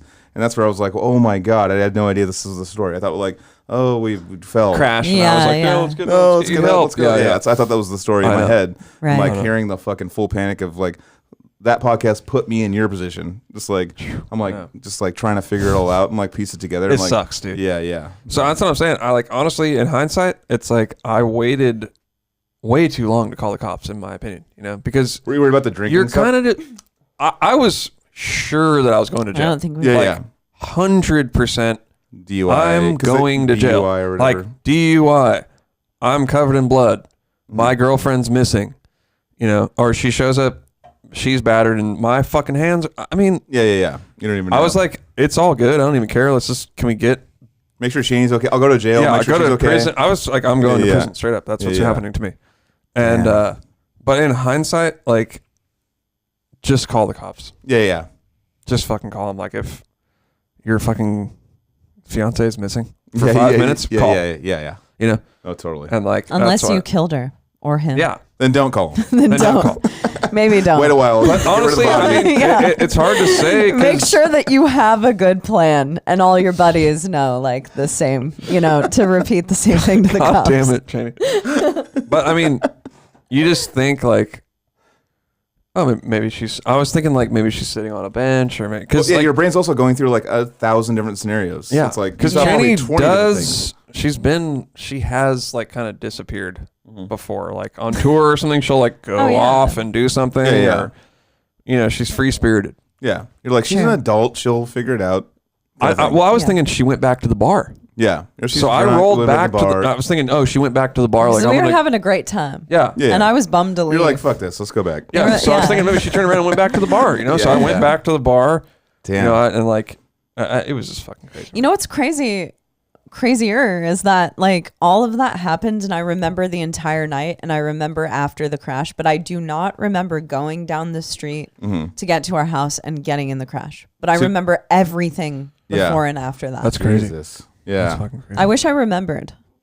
Because when you showed up, it was like cops were there like 1 minute later. Yeah. No, they rushed in the house and it was a really crazy experience, like getting in a hospital bed and being taken into an ambulance. You're going from like time of your life to like fucking the opposite. Shitty. Yeah. Total shitty. Complete and no opposite. one could come in to see me because of coronavirus. Totally. Yeah. So luckily Naveen is so like, all right, I'm going to help her out and got me my phone the next day so I could get a hold of people. Text, and call. Yeah, and call him because I couldn't talk to anyone. I was in the ER for 17 hours. And you said you walked home that night, right? You walked from the... Sure, just hoofed it. Damn. Was that like 2 hour and a half? Something like that? It wasn't that bad. It's not too far, actually. It wasn't that bad. Because I was like... But your brain's probably... Because especially with like the amount of circles your brain is going through of what's going on, like it probably was like 10 seconds, like the walk. Oh, I don't even remember it. It was like whatever. I went to 7-Eleven.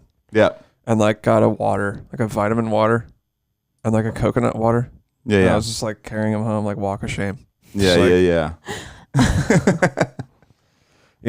Just what the fuck? Because it was like 6. Yeah. I mean, that's why there was no Ubers at all. Yeah. Like it's just. That's one thing I noticed. I'm just gonna fucking walk of shame this, dude. I deserve it. Yeah, as far as like the Uber situation goes, and that's like I want an Uber every time now, but like with COVID and stuff, like people are getting unemployment still, so like Ubers are like rare now. They're like still like they're starting to come back online where you can get an Uber now, but like for our house, like I was like, I'm gonna put in my order like 25 minutes before I think I'm supposed to leave. Yeah, you know? Yeah. And it came 32 minutes. Like you know, wow. like we did in Florida. We like reserved it like day before. Oh, you can just like schedule it. Yeah, that's the move. Yeah, schedule it, and then it's like someone's showing up. Yeah, which was pretty sick. Well, thanks for elaborating, because my brain was like, you know, like that whole situation happened, and I was like, fuck, like, and then heard the podcast and was like, oh my God. And then like, it was just like, you know, like, and also too, like, I know like you guys are, you know, like, I guess in the under public figures a little bit. So I know you're getting outpourings of love. So I'm not trying to be like, trying to like add to that pile that you have to respond to. So like, I was like, that was cool, honestly, to be real with you. It was like, we hell of appreciated everybody that. No, like, totally. You know, no, but I understand. I just don't want to, you know, I feel Shara like, sent a fucking like gift basket. Oh, shit was hella nice. Damn, Yeah. dude. Yeah. Well, Cher's the best. Yeah, Shara's the best. I thought about a gift basket.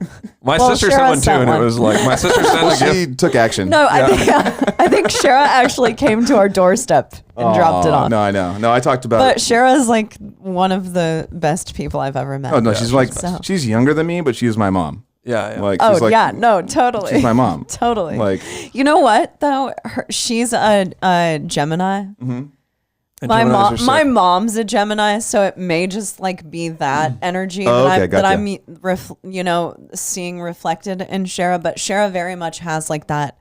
I'm taking care of it. I'm writing a list. I'm Totally. taking care of everything. We're making she's always sure been that we- person to be like, okay, this is the plan. This is what we're doing. Boom, Yeah. boom, boom. Like for 4th of July or something, she'll be like, okay, we're doing this, or like Halloween. Totally. We're getting this. This is what's gonna happen. This, you know, she's like all planned out, has it all ready to go, and it's always fun. Like, you know, Yeah, like always. And I always procrastinate and don't do it, and like, and then I'm like, oh, can I like barge in on someone else's shit? Because like I fucked up for my birthday, my own birthday. I was at home. I ordered fucking Taco Bell and sat on the couch for my birthday and ate Taco Bell and went to bed. That's a pretty Yeah, legit birthday. that's my honest. kind of birthday too. I'm not like a. I just wanted to do something fun because it was like, you know, it's like the coronavirus is kind of mellowing out. I was like, Yeah. all right, this is the time to do it. And even during the pandemic, we had a little party last year or the year before. But Wait, then your like, birthday was in July? July, yeah. Yeah. Yeah, it was like, we still had fun, but it was like, you know, only the close friends hung out, and like, I invited you guys didn't show up. But To what? this is like 2020, July 2020. Yeah, yeah. Oh, That's okay. a while ago. Okay, that's But you guys were out doing like probably like, you know, like making platinum records or something. But like yeah. Wood. Going wood. going wood. Like, are you going oak or are you going fucking like burl, dude? No, but ebony Let's see. wood. Oak's Burl's a hardwood, right? burl's like the rare one. That's like Yeah, yeah. So that's Yeah, we're we're not going going Burl. Burl. you're not going burl. No, we're going Oak. oak at best. We're going 2x4, whatever they make those Is out of. that the record company you have? Yeah. Going plywood. That's it. Oh my god, yeah, but no, it's fucking. Well, you so know. what's going on for Halloween? Are we doing something? Yes, or let's do something. I don't have plans, and actually, Carrie and Trevor and everyone's like leaving town, and I'm like, oh shit, okay. like I'm looking at costumes now, like trying to figure it out. We'll figure it out for I don't know. You guys are moving out. Let's fuck up your house. I know. Oh yeah. Maybe we should have a we're party. Gonna, we're gonna have a going away party for sure. Oh, dude. Yeah. Halloween and going away. I need like as many as I can get. All right. You know what's funny? collapsed. We had a moving in party. We That was did. like the only party That was we the had, only really. party we had so Which far. was really fun. Yeah. Yeah, it was great. We should have another party.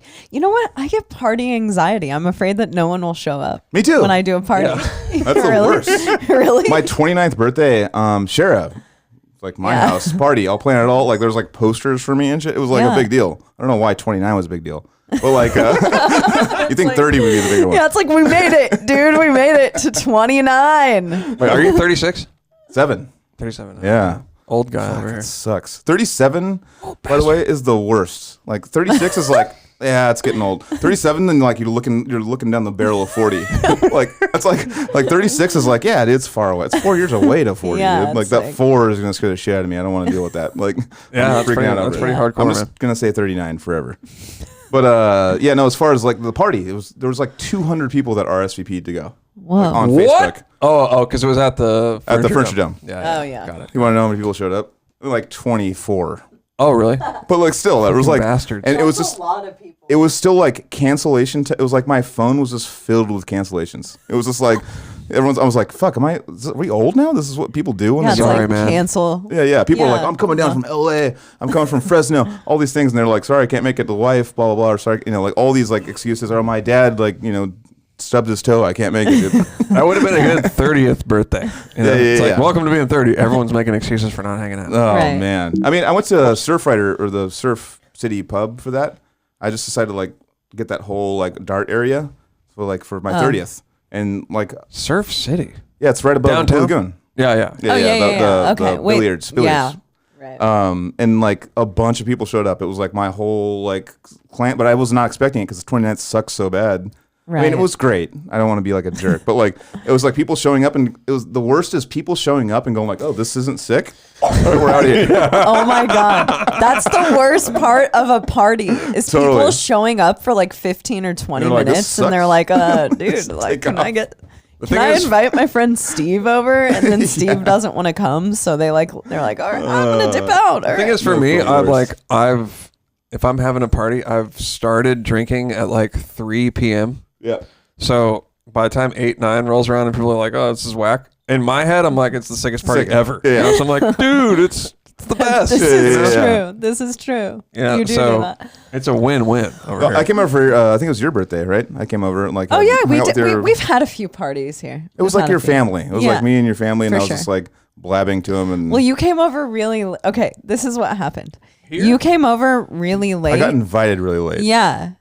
Really? Yeah. Okay. I probably because that's what we do, Joel. Yeah. If you're expecting a party from us, expect the invite like an hour before it happens. I know that's what happened. I just showed up and like there was like no one here. And you showed up and you were drunk and no one else was drunk. Yeah. And I got sprayed by a skunk. What was that? What was that? I don't remember that. What was that? It was. Oh, you smelled like a skunk. No, I do remember that. I do remember. I was with my friend and her dog got sprayed by a skunk, and then the dog like started like jumping on my lap afterwards, and I was like, "This smells like gasoline." Because when you smell an actual skunk, it's not close. Skunk. It's not skunk smell. It's gasoline. Gas. It's like a gnarly vapor. And I was like, Jesus, what happened? And I showed up. I'm like, do I smell like skunk? They're like, no. Oh yeah, you do. Actually, yeah, a lot. No, you totally do. Yes, a lot. Once it started wafting into my face. God. Yeah. No, but that was one of those things. I felt bad too because I was like, are you sure? Because I was like drunk and I was like, you really want this like fucking mess to come over right now? Like, no, you were. And I called Cheney and she was just sent me to voicemail, which meant like, all right, we're going to bed. Like, stop. And I'm like, no, but I still want to hang out. I'm like in like party mode. I don't remember sending you a go. Well, I mean, you might have. I don't know. It just rang maybe. Maybe it rang. No. One night we did that the time before that. Okay, maybe I'm. And you. No. There's 2 times. There was one time. No, this was a lot of fun. Oh, came over. That was a lot of fun. Really fucking fun. No, totally. And we had a bonfire out back, and it was super fucking sick. That was a great night. Yeah. And like, we just got hella broed down, and like I was showing you and Carrie the new album. Hell yeah. Ate pizza and shit. Yeah, it was great. That was great. Yeah. And then my dad was here. I don't know what that was. Was Chase here? No, your dad was not here. This is what happened. No, my dad was here. The fun time, my dad wasn't here, and the second time, my dad was here. Yeah, the first time your dad wasn't here and Carrie, like, you were on your dad called us for some reason. Carrie probably just took over the situation. Yeah, he's like, Carrie hey, Mark, was like, I wish I could do a good Carrie impression. I know. But he's like, Mark, I'm Naveen's friend. I was wondering if you could impart some. No, he's like, I've just become a first-time father. That's not a good Carrie impression at all. I've never had to do a Carrie impression. I don't even know what it sounds like. I don't know either. It's kind of just like straight up like, man. Dude. Totally. Yeah. No, he just takes care of business. That's what it does, yeah.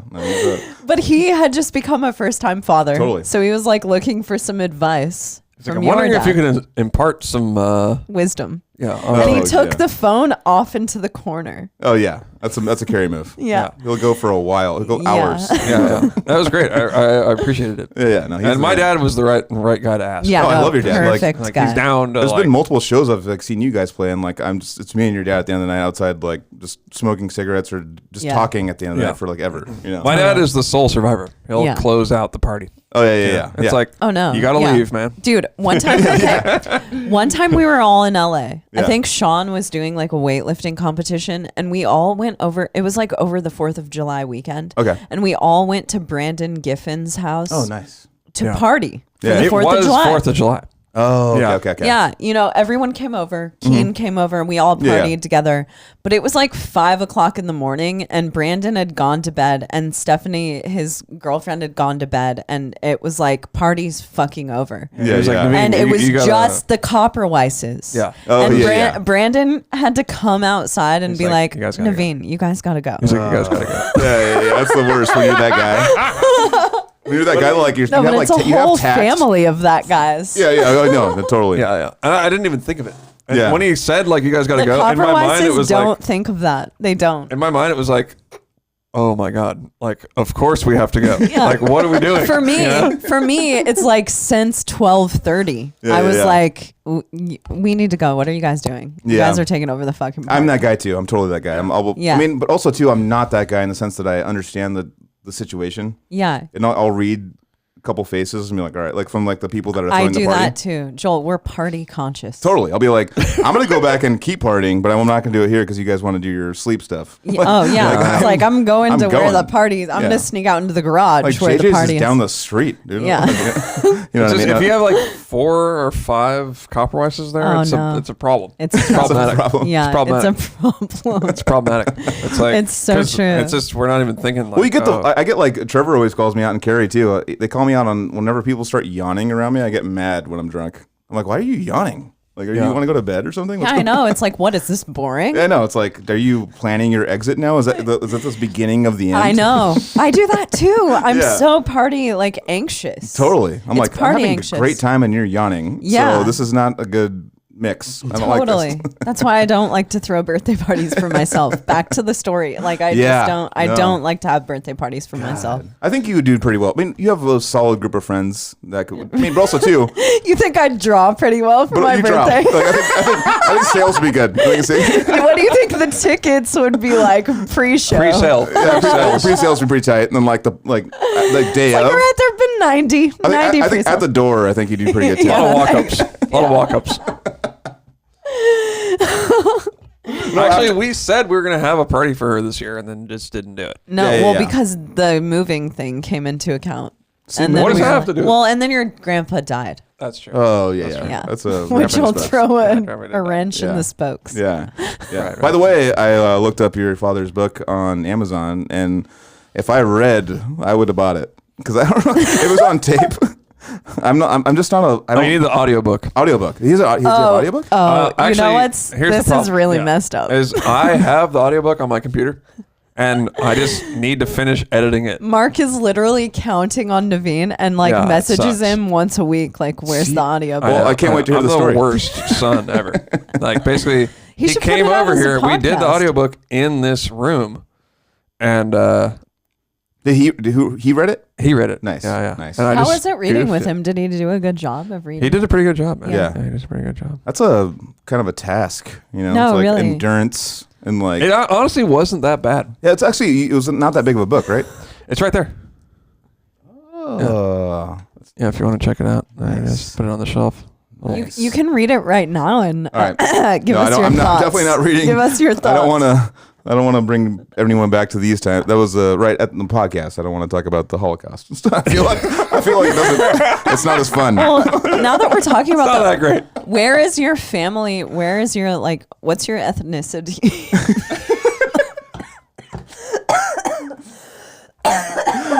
So I am from New Mexico, actually. So a little known fact. You look like someone who's from New Mexico. I don't like that. I don't like New Mexico. No, you totally do.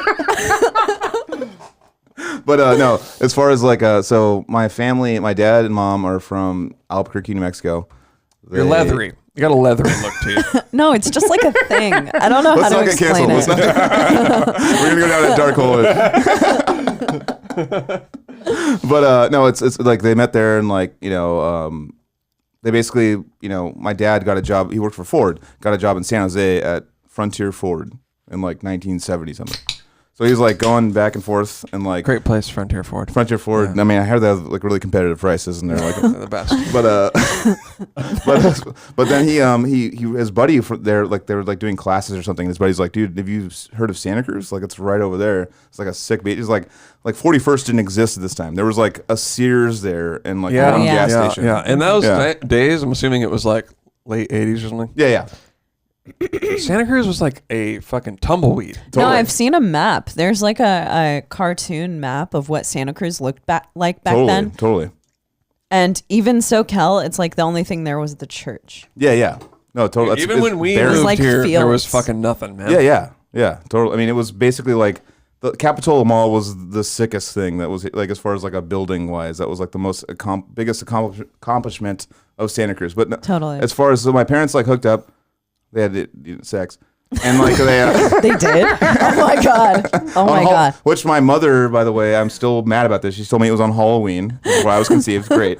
Obviously, obviously Halloween. Like they should have named you like Salem. Yeah, my dad has dropped some weird details like that. It's like, why are you telling me this, dude? Like, I'm gonna tell everyone now. Are your parents divorced? Yeah. Okay, this is a thing that only divorced men do.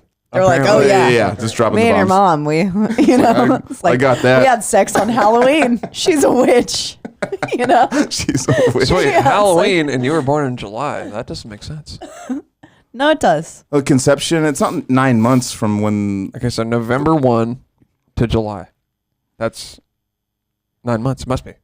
Oh, is it? I was like, fuck, did she lie to me? I haven't done the math. I don't know either. I've never done it. I haven't done it either. I was not conceived on Halloween. I was like, whatever, Mom. Now that you brought this up, like, what were you guys dressed as? Fuck it. Tell me. I'm like, were you a maid or something? And like, he was like smoking the I don't know. It might have been a furry situation.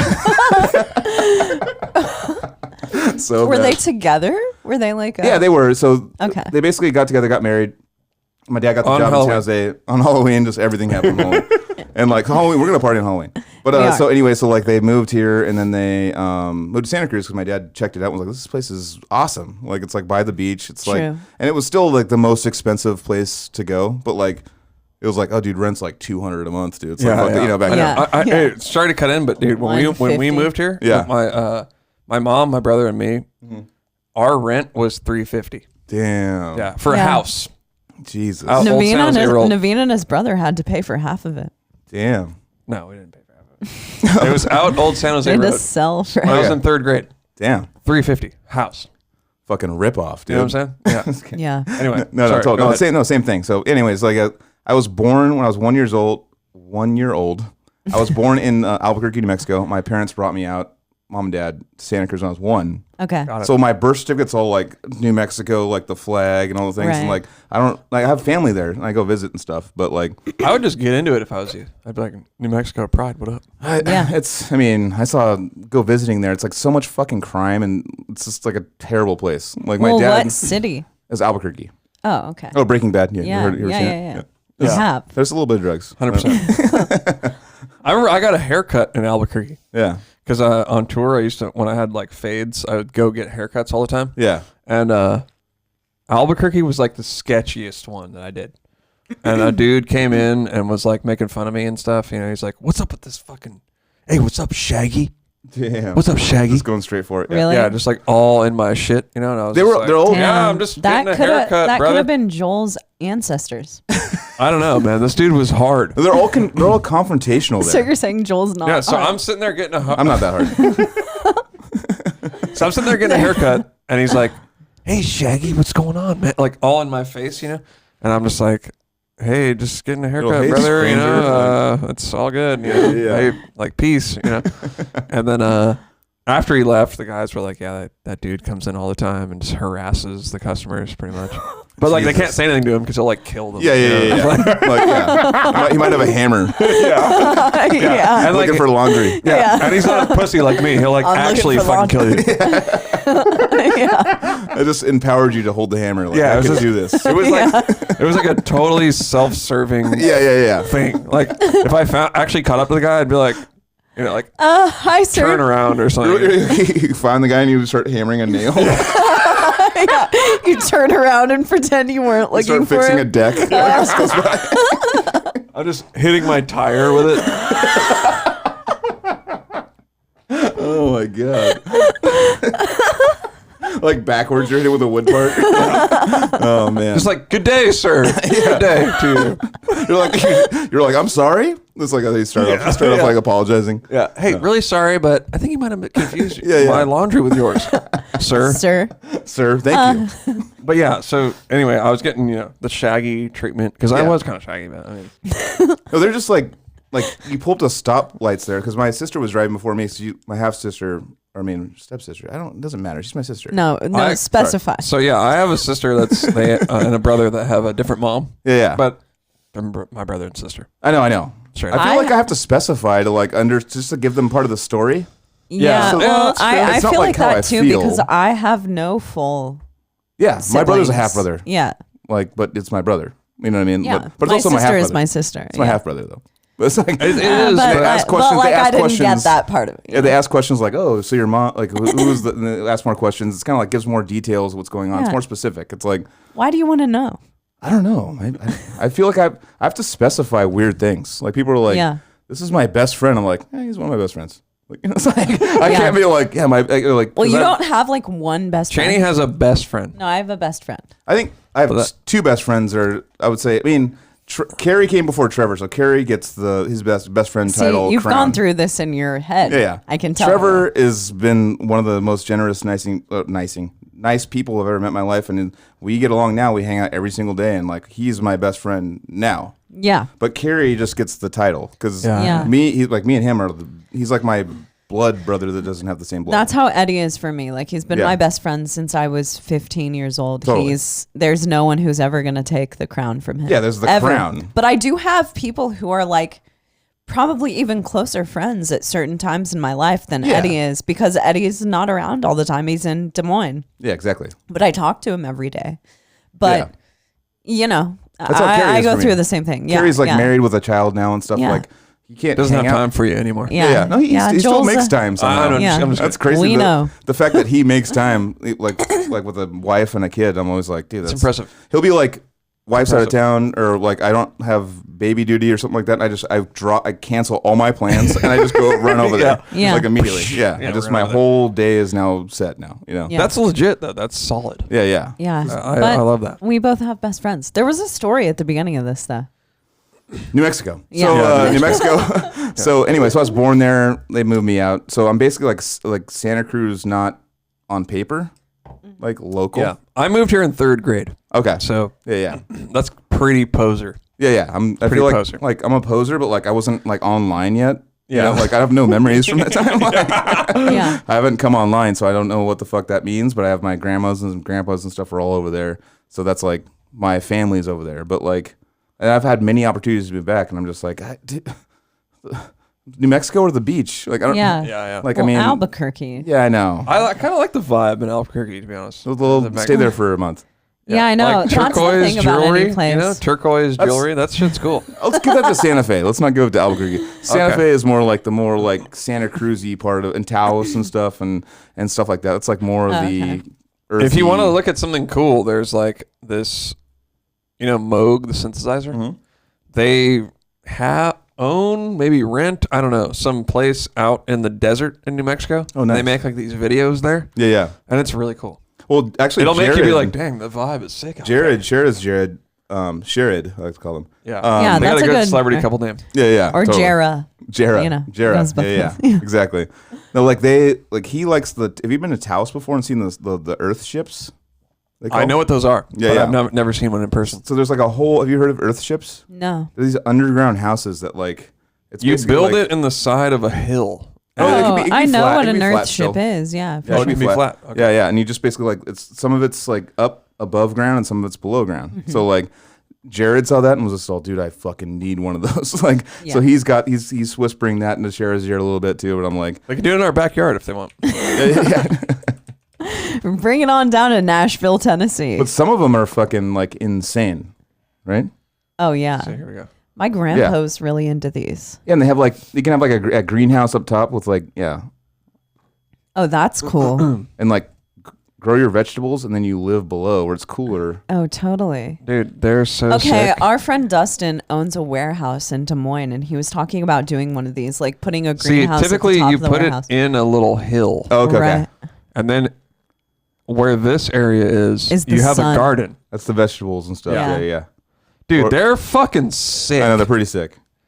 They're fucking super sick, dude. The idea behind them is like the most practical, badass idea. Yeah, so this is, I think, the original video. And it's, so you have an indoor garden that rolls through here. So the indoor garden is the only thing that is not underground. Look at that. Look at that, pretty much. See, this is kind of like in a hill, and then this is the indoor garden with like a little hallway. And then, you have your whole house back here. Yeah. And then you make the whole, this is all tires and trash and whatnot. Yeah, so this is ideal if everyone had like millions of dollars.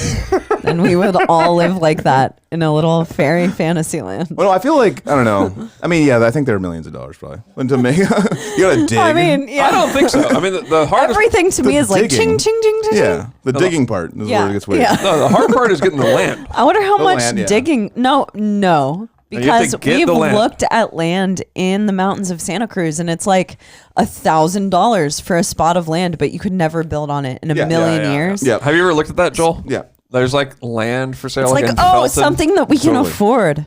Awesome. There's a piece of land, like, you guys have to come to our house before you leave, but there's we have like this insane, it's called Viewpoint Road. Oh shit, I'm just telling my address. I can bleep it out of that. No, it's fine. I don't care. But like there's an empty lot there. So when you're going up Viewpoint and there's that empty lot at Viewpoint, you can see Pleasure Point all the way to the coast down to the Moss Landing to Monterey. You can see the whole coastline. And it was for sale. It was $600,000. And I was like, for the plot? For the plot. Yeah. And I was like, that might be like a... Should I fund that? Yeah. I was like, yeah. Should it be like an investment for the future or something? I'm like, sell it to someone for like $900,000. Like fucking K, dude. Yeah. I know that's a lot. I know. But it really is. The cheapest house around there is like $2 million. Yeah. Right. You know, So, I mean, once you got the land, you put an earth chip on there and you're like, fuck you guys. There are some of those roads, though, if you like turn, I don't know, if you go inland in Santa Cruz at any road, like you'll end up on some crazy ass property, like on the side of a mountain, and you can literally see all of Monterey Bay. Totally. But it's like the scariest fucking thing you've ever done. Well, like, even in Aptos, you take a random turn like through Freedom. Go take Freedom Boulevard and you make a random turn. Yeah. And like one time I went and bought a dresser off a dude, like, or a mattress, or I don't know, something I was buying, like I was moving like 2012, and this guy was selling something on Craigslist, and I was like, I'm going to go pick it up, and I go and just make like one lane road, like a dirt road, and then it just opens up to this valley of mansions. Yeah. And I was like, what do you do? He's like, I work for Enron, and well, he's like, I was like, holy shit, it's like a fucking, he had like a courtyard with like fountains, and I was like, I've grown up in my Aptos my whole life, I've never seen this. Dude, like, that's a thing. Like I was taking pictures of houses a few years ago, and I drove Naveen's mom's car, which is like a Mercedes, and the brakes weren't very good. Yeah. And I got like an old Mercedes hatchback. Yeah. Okay. And I got sent this address, and it was up a mountain, which was totally fine. But there was a point where the mountain like started going downward, and you were on a cliff. Mm-hmm. So it didn't have very good brakes, and like the brakes were not there. There was no like railing on the side of the mountain, and the brakes were not good enough to turn it around a corner. Yeah. I was scared out of my fucking mind. I thought that I was going to die. Like there was a point where I was like, I just can't go and take a picture of this house because I'm gonna die. And if I don't like find a way to turn around, is a night like. You go to like Big Sur or something, and you're like those sheer cliffs. When you're like turning around, you're like, dude, this sucks. Horrific. Like I don't like fucking bridges either. Like I don't either. Like I freak out. I have to look straight on bridges. I can't look to the. Me too. All of a sudden I feel like I'm standing on the top of it. If I look over, I feel like the height of it, and I just start freaking out. Mainly because my mom's like old boyfriend like was on the Bay Bridge when 89 earthquake hit. Damn. Yeah, and did he die? No. I think one person died on that. The top part fell onto the bottom. What happened with him? Oh no, he just was on it and it was shaking and he stopped and was like, "What the fuck?" And like a part of it collapsed, and so like it's just a night. It's like my nightmare. It's like when you're on a bridge, I always think like Golden Gate Bridge. Every time I'm on it, I'm like, "No earthquake, please!" Like just earthquake. Like, like it's I know. fine. I never go across the Bay Bridge. Yeah, but I went across it the other night. Yeah, to go to my dad's birthday, and I was like, damn, I don't want to go out like the under one is the worst. No, I was on the under one. The under one, going to the east layers. And I was like, man, just can we get through this real quick? It's all confined, and people are like, it's just a nightmare. Like, you open up, it opens up into the new one is the new half from Treasure Island over is like open on both sides. Totally. So there's no that one feels okay. I don't feel like I'm on a bridge on that one. But like when you're on the bridges, like that, I just have anxiety. I haven't been on that, but the Golden Gate Bridge is horrific. Oh my God. I hate it. We were going to go ride our scooters on it, but you can't ride scooters on it. Have you seen the documentary called The Bridge? I have seen it. The people that jump off and stuff. Someone filmed it for a year. Oh no. And they basically that was their project. They filmed it for a year, and they just filmed like 10 people jumping off. Yeah, because basically it's a destination suicide point. It's like 27 to 30 people a year on average. Really? It's like, I'm going to go there. So if you film it for a year, you're going to get some tons of fucking people that jump off. Yeah. Whoa. Yeah. And there's people that there's weird ones. I remember the random story about the woman that pulled up and she went grocery shopping. Her whole car was filled with groceries that were need to be frozen. And she just pulled over and just fucking with not even thinking about it. Just wow. Yeah, insane. It's on video too. They do say that about a lot of suicides, that a lot of them are impulse decisions. Yeah. Maybe it's been oh really? I'm gonna end this. Yeah. Get off the ride here. And or it's like all right, this is it. Yeah. And I'm doing it. And also putting groceries away kind of sucks. Yeah, I would kill myself on the way to do that too. If I had to wait on the Golden Gate Bridge. I love we've covered your crash, the Holocaust, suicides, covering it all. Man. Well, okay, so we were at Naveen goes to this camp out every year with his dad. That's in order to get to it, it's in Northern California. In order to get to it, it's in Grass Valley area. Yeah, you have to go across the tallest bridge in California. It's in Forest Hill. Yeah, I know exactly. You've been there before? Yeah, I used to live by there. So we went and looked at the bridge. I could not walk over it because I'm horrified of heights. Dude, it's so fucking crazy. So tall. But there are signs before you go on the bridge that say rethink this, don't jump. Were you there when there was every 6 feet there's some there's a little note there? Yeah. And it's laminated. Phone number. Hey, call me up. Yeah. Totally. And I think a group of kids or something did it. It's they're written in rethink about it, blah blah. They're in crayon and shit, and you're Jesus. It's heavy to walk by it, or walk. Totally. It puts a little bit of a filter on the experience. Yeah.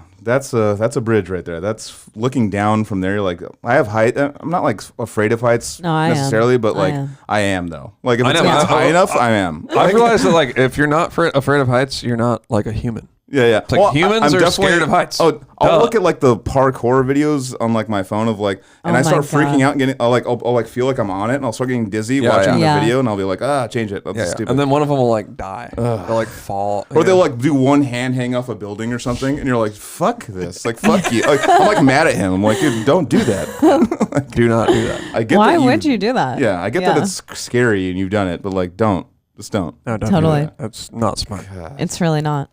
But so how's the podcast been going lately? Oh yeah, I asked you that earlier, but we got 2 hours later we'll get an answer. Is it an hour and 56 minutes right now? Yeah. Damn. Straight up. People like long podcasts. That's the weird thing. Well, I mean, this literally happened the last time we did a podcast with you. I know. We were I don't know, people aren't going to like this. And we started talking about how people wouldn't like it 2 hours in. And there were comments saying, please do the longer podcasts. Yeah, I mean, for me, I didn't like it in the beginning. And I was actually, on our podcast, was really advocating for shorter ones in the beginning. But now that we're doing it for a while and I'm actually getting into these conversations, because sometimes people will be I can only hang out for an hour and a half. And we're fuck. Yeah. We're mad. Because it's if it was let's say, okay, we're going to cut it off at an hour. It's we would have been done an hour ago. We would have been talking about what, I don't know. Such an early subject. Just something stupid. That's what I'm saying. You dig into a lot of stuff a lot deeper if you talk for a longer period. I hope you don't mind that we're keeping you here, Joe. No, I'm down to stay till midnight. Yeah, we're going to chill. I have work tomorrow, but me too. But you know what? Fuck it. We're going to chill. You guys are moving, so I'm going to try to keep you guys as long as I can. Yeah. I have to down this 12 pack before shit. Yeah, you should. Well, I've been drinking. I'm going to switch over to the Bud Lights. Oh my God, I can get us more buds. 2, 3, 4, but you know what? Look at that. I didn't know it was on the camera. I thought this was hidden. I thought my alcohol was hidden. No, you're laying down your shame. But to be real, I've been listening to a lot of Mark Maron's podcasts lately. I love Mark Maron. Yeah, but they end at 1:15, and I'm like, this could be probably a lot. Like, it would have been a lot deeper of the conversation. There's more to get into. Yeah. Totally. Wait, so they always end at 1:15 no matter what? It's always 1:15. He's always ending. It's 15 minutes of him talking. And then it's an hour of podcast, and he ends it every single time. It's like, all right, it's time to go. I don't like it when they do the intro thing. Like, hey, we on this week's episode, we had I don't like that either. Joel Horner. And it was like, Joel's a funny guy. Like, he's in Odious Mortem, and like, he's Joel a great Horner. bassist. He's been in Odious Mortem. Your sister's go like, well, thank you. Yeah. I know. You only do that for the person who is on the podcast. Yeah, because they're like... Yeah. Us as natural humans is like hugs, and we just start talking, and it's like, and like we have to like talk about, spit the thing on you. But we have to like talk about like me, like to my face after we just hung out in a natural environment. Yeah. So like, no. We're not really about that kind of stuff. Yeah. Our podcast is just like, let's go. Well, that's why we rushed you in here. We actually made a pact before you got here. Mm-hmm.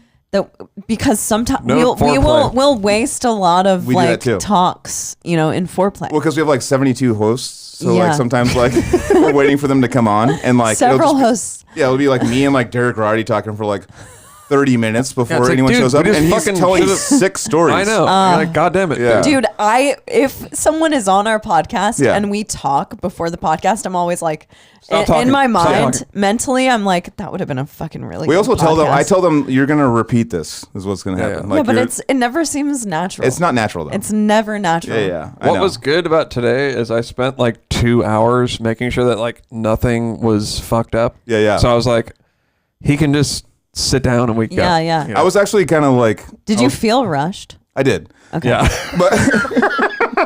But the only reason why I felt rushed is because I was like watching football, being lazy all day, and like it's like, okay, I gotta get in like the podcast. I gotta like talk to people. Like, but here we go. Back to the question that you had asked me though about the drinking. Yeah. Is like doing a podcast without drinking. I have to pee again. I've broken this. I have to pee too, but after you, I'm peeing. Yeah, doing a podcast. Ladies first. No. Right. Doing a podcast without drinking for me. Yeah. It's like, I don't know. It's cool, I guess. Yeah. But I'm just like, all right, that's cool. Yeah. For sure. Yeah, there's not like any like segue. It's kind of just like, yes, information. Yeah. Like if I was gonna do like a serious topic, totally, I would be sober. Yeah. But with our podcast, we're trying to hang out. And you know me, like when I like listen, because what's funny about like podcasts too, and like like once you have guests on and stuff, like I've noticed that like the guests, including myself being on this podcast, like I listened to you guys for sure before I was on it the first time, but after I was on it, like I'm like listening to like at least like 62% of every episode. That's awesome. Like I want to listen to it. I don't know. Like I was a part of it, and I'm like yeah, like gets a fan immediately. Like I was already into it before, but I wasn't like catching every episode. I'd be like, oh, they have a new episode, cool. I might check that out. Now it's like like I'm at work and I'll like get the little like notification. I'll be like, I'm at work. I'm gonna throw this on because like it's my friends talking too, and it's like I literally will talk to myself during your guys' podcast, be like, no, you guys are wrong. That's not the. I'll like start like my own commentary on it. It's fun. Well, I'm usually wrong a lot, so that's me too. Gonna happen. Me too. Yeah, oh my god, I'm listening like, back too. Yeah, Jesus. I'm like definitely. I can't even listen back. Yeah, if I listen back, I'm like, you goofed it, bro. I know you goofed it. There's times where I like think I made a good like the next morning I like had this to drink and like I'll like dude I made a sick point like and I'll listen back to it and I'm like I'm stumbling and like the point's just like not even solid at all. It's like and then it's like what and then people are kind of looking at me like whoa dude all right it's like kind of also crazy. I mean I don't know about you but like I've been too drunk on a couple episodes and it just haunts me. Actually, the BC Band one you were telling me about. Yeah. I mean, that's I went back and listened to that episode because you brought that up. Do you think Naveen sounded too drunk on it? No. I mean, you were just a little drunk. You were a little drunk. I was just like... But also, like, what I was telling you before, like, remember you guys had that drunk podcast? I think it might have been you guys went to the fucking bar downtown. We were talking about getting signed to Metal Blade. Chocolate. That's what we were fucking wasted. That was a funny-ass episode. I was literally driving while I was like, I need to tell them right away because I'm like having a great time. Yeah. I know. I remember you told me that. You're like, dude, well, keep drunk drinking. More. Yeah. That's always good to have a friend who just tells you to just Keep it going. That alcoholism. Says the guy that gets endorsed by alcohol because he drinks so much alcohol. Like it's like the worst kind of thing. You know what's funny is I wanted to mention at what's the place downtown? The bar. Lupolo. Somebody from Lupolo listens to the podcast. Really? Yeah, because we went there on New Year's 2 years ago, and it was when we had first started doing the podcast, and we were like, oh yeah, we're at Lupolo. We were like posting, on the KoperCrabb page. Totally. And they responded like, hey, thanks for having, and we didn't tag them or anything, but somebody from there needs to step up and endorse this fucking podcast and give us some fucking free beer, dude. Reveal yourself. I know, thank God Belching Beaver is the one. It's not like, dude, I got 6 socks. Fuck the socks. Yeah. No, we want the fun beers. Stuff. The talking sauce. Beers. Talking sauce. But although I will say, a lot of weed people have been reaching out. Okay. So Cheney has got a lot of free weed this month. Why are you selling me out? I haven't gotten shit. That's not true. If you guys want to send me free weed. What about Gorilla Send Butt? Cheney weed. Dude, Naveen, I always tease him about Gorilla this because Butt. he's the guy who goes to school and the teacher's like, all right, forgets about homework. And Naveen's like, teacher, you forgot to give us homework. No, I'm not teacher, you forgot us homework. Yeah. I'm teacher, you forgot to give us the free pizza that you promised us. Yeah. That's what I am. You said you're going to wheel out the TV and we're going to watch fucking Yeah, TV I'm that today. kid. I'm like fucking watching a documentary. Yeah, exactly. Anyway, a couple of companies have reached out Nice. to send us free weed. Just saying. Cool. But that doesn't matter to me because I don't smoke weed. Yeah. So For me, I was like gushing about the White Claws or something. Yeah. And they're like, dude, we got better stuff. So. that's great. Yeah, and it seems like you've enjoyed them pretty much. They're pretty good. I mean, there's They're pretty good. 6 of them down. How are you feeling? probably the. I'm also- all gone. I'm on number 5. Joel, I'm on do you number 5. do that thing where you don't drink the bottom because you think it's spit? Gross. Yeah. Well, we have 37 drinks. Like, might as well not drink the butt part of it, right? If you have like That's keep very it, true. keep Very it, true. That's not. you know? That's not. I mean, it's Keep kind it. of a pain when you're getting rid of them, but that's about it. My tactic is I drink every last drop. It depends. Like when you talk about hazies, you talk about earlier, like the last drop of a hazy. Like I sometimes have thrown up because like it just like It's disgusting. it's like yeah. ugh. Like I just don't. I want to keep having fun. I don't want to like Totally. not have fun. You know. Totally. Like I'm not trying to like gag myself, but Yeah, it's pretty much not fun. but yeah, podcast is going great. Yeah, I was just gonna say I've been trying to ask you about this shit for 2 hours. No. So How's it going? It's pretty much kind of the same update as I gave you last time, but it's becoming like, I mean, it's like a every Thursday thing. Like every Thursday. You guys get rad guests too. Do you do you reach out to them? Do they reach out to you? Oh no, it's like basically me. I get ideas. I'm like, and also too, everyone's got their own friends. Like Casey got Derek Roddy. It's like a humongous drum legend. And I was like, I know like Terrence. Like I'm gonna hit Terrence. I've got Suffo. Oh wait, I think I listened to the Derek Roddy. Was Derek Roddy talking about? He was talking about drum performances at the end of it. Yep. And I saw some people in your comments getting mad. Oh no, he's a purist, man. It's hard to really. I listened to it and I didn't think he was being that much. I don't know. He's also like one of the best drummers, so he's like, why don't you just do it in one shot? First take, like it's like, well, most humans can't achieve that. We ran into so one year at NAMM, Naveen was playing like for $2, I think, for Tama, and they got him a hotel room. And at the end of the 3 days, I basically just stayed in the hotel room the entire time and ordered room service. And at the end of the 3 days, we walked out, and Derek Roddy was like coming into the hotel at the same time. So we talked to him. I was like, dude, Derek Roddy, that's sick. And he was talking about how he's a snake That's guy. why I brought that up, and I actually mentioned your name on there. I was like, dude, You did? ask him about snakes. Yeah, I was like, Naveen, I was talking to Naveen, and he said something about snakes. He's like, I'll get into it later, and never got into it. Y'all get into it. Yeah. So it's Kerry King, right? I don't know. Slayer. I think he's like a know. snake dealer. Really? I don't know. Malcolm Pugh was. Oh, wow. way into But it. he's not anymore. Okay. Yeah. Got out of the He business. got bit, yeah. Yeah, he's poisoned. Now he's Snake Man. I shouldn't have is said that Snake out Man. loud. Actually, I'm trying to, keep his identity secret. Exactly. But, No edits, right? But No edits. no. So Malcolm did that too. But I don't know, the snake thing, that's weird. I'm not a weird. big snake guy. I'm No, not not a big either. snake guy No. either. Yeah. Like, 100%. people will like make me hold them. Like, yeah, it's weird. Like, I get it. What? Like, People? I'll make you like, they'll go like, check out the snake. I'm like, I don't want to. They're like, just check it out. I'm like, yeah, it's weird. Like, can you get it off me though? It's like a weird like flexing like muscle that's like moving around, like slithering around. Dude, you're reminding me of you're reminding me right now of a party experience I had. We went to a party after a show that we played in Austin. Yeah. And like, it was a crazy party. Like there were a lot of drugs at the party and stuff. Yeah. And someone busted out a snake and had the snake in the kitchen and was like bringing the snake around. And I was just like backing away from the snake constantly. Like, please keep the snake away from me. I get it. It's a snake. It's not like cool to take a snake. I don't need to touch your tarantula. Yeah. I don't want to hold your tarantula. Like, I get that you have it and it's like your buddy.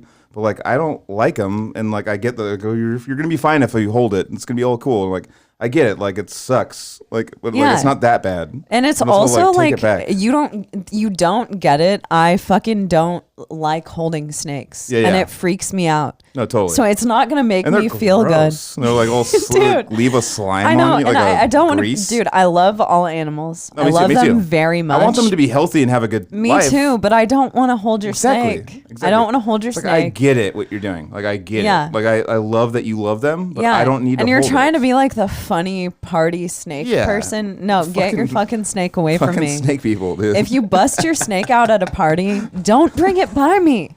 And I know that because I'm saying this right now, someone is going to bring a snake by me at a party. You're going to get a snake hater in the comments.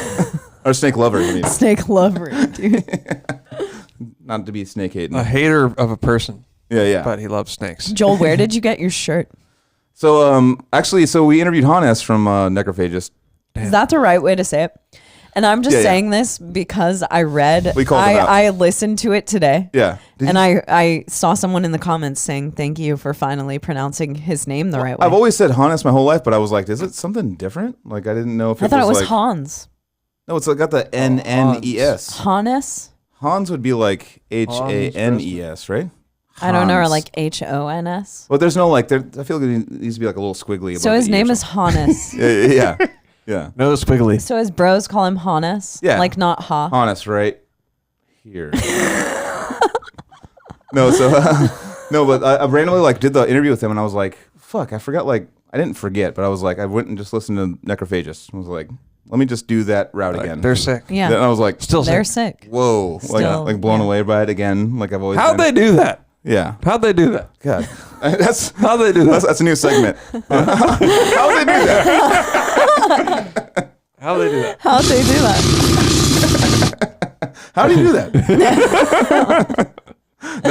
No, it just like he's been a friend of ours for a long. We hung out with him in Germany a couple times. Like, he's super sweet, nice guy, but he's always been like, he was super young in Necrophagist. So he was like, I could tell, like, because we played with you guys, Necrophagist at the Pound. We like, I think either you or someone like, or Leo or something, like, I'm like, we have to play that show. Like, I don't care. Yeah. We'll do it. We have to play. Like, Odious has to open that show. Like, it wouldn't have been me because I didn't have anything to do. Someone got me in touch with like Jesse or something like that. And, like, got me in touch with the promoter, and I was like, I will like give you $100 to play that show. Like it's Necrophage's first time in fucking the Bay Area. That was a fucking sick show. Such a sick show. Sold out, like, huge Pound show. Yeah. And like they're like, cool, you can play, but like your set literally starts like when we go like this to the door. Like, it's when you have to play your first song. So there's no one in there. It's just, then people start funneling in. And it was fucking amazing. But I could tell they were all stressed out because they got a bunch of stuff stolen from them that night. They got their laptops stolen and stuff the first night they were there. Yeah. And so they were all like freaked out. And Muhammad's just all like chest pumping. Like, he's pissed. I'm like, that's the first time I get to meet like Muhammad. It was like, for me, like, hearing all the fucking cuts of onset and stuff like that, I'm just like, dude. The best. Ever. And he was just like, he's all, my fucking band won't even drink with me, dude. Bunch of pussy. He was like cussing out his band about not, like, he's all, I drank a fucking handle of fucking, or like a bottle of vodka before I go on stage. And he's like, and then finally he calmed down, but like he was like in this weird mood. But I could tell Hannes and everyone was kind of like cowering around him. They were like, because Muhammad's, I toured with him later and he's a sweetheart, kind of.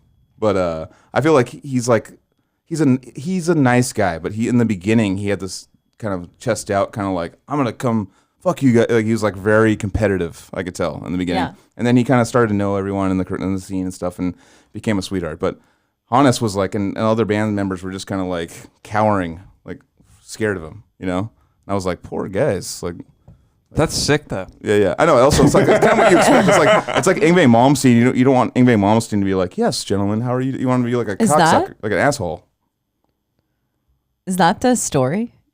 My brother's story about Yngwie? Yeah. Yeah. What? My brother has Sean's a got funny a story about Really? Yngwie. Yeah. Did he like get dissed? Probably. No. He went to like Tosin got him into the whatever that was that they did. Prague.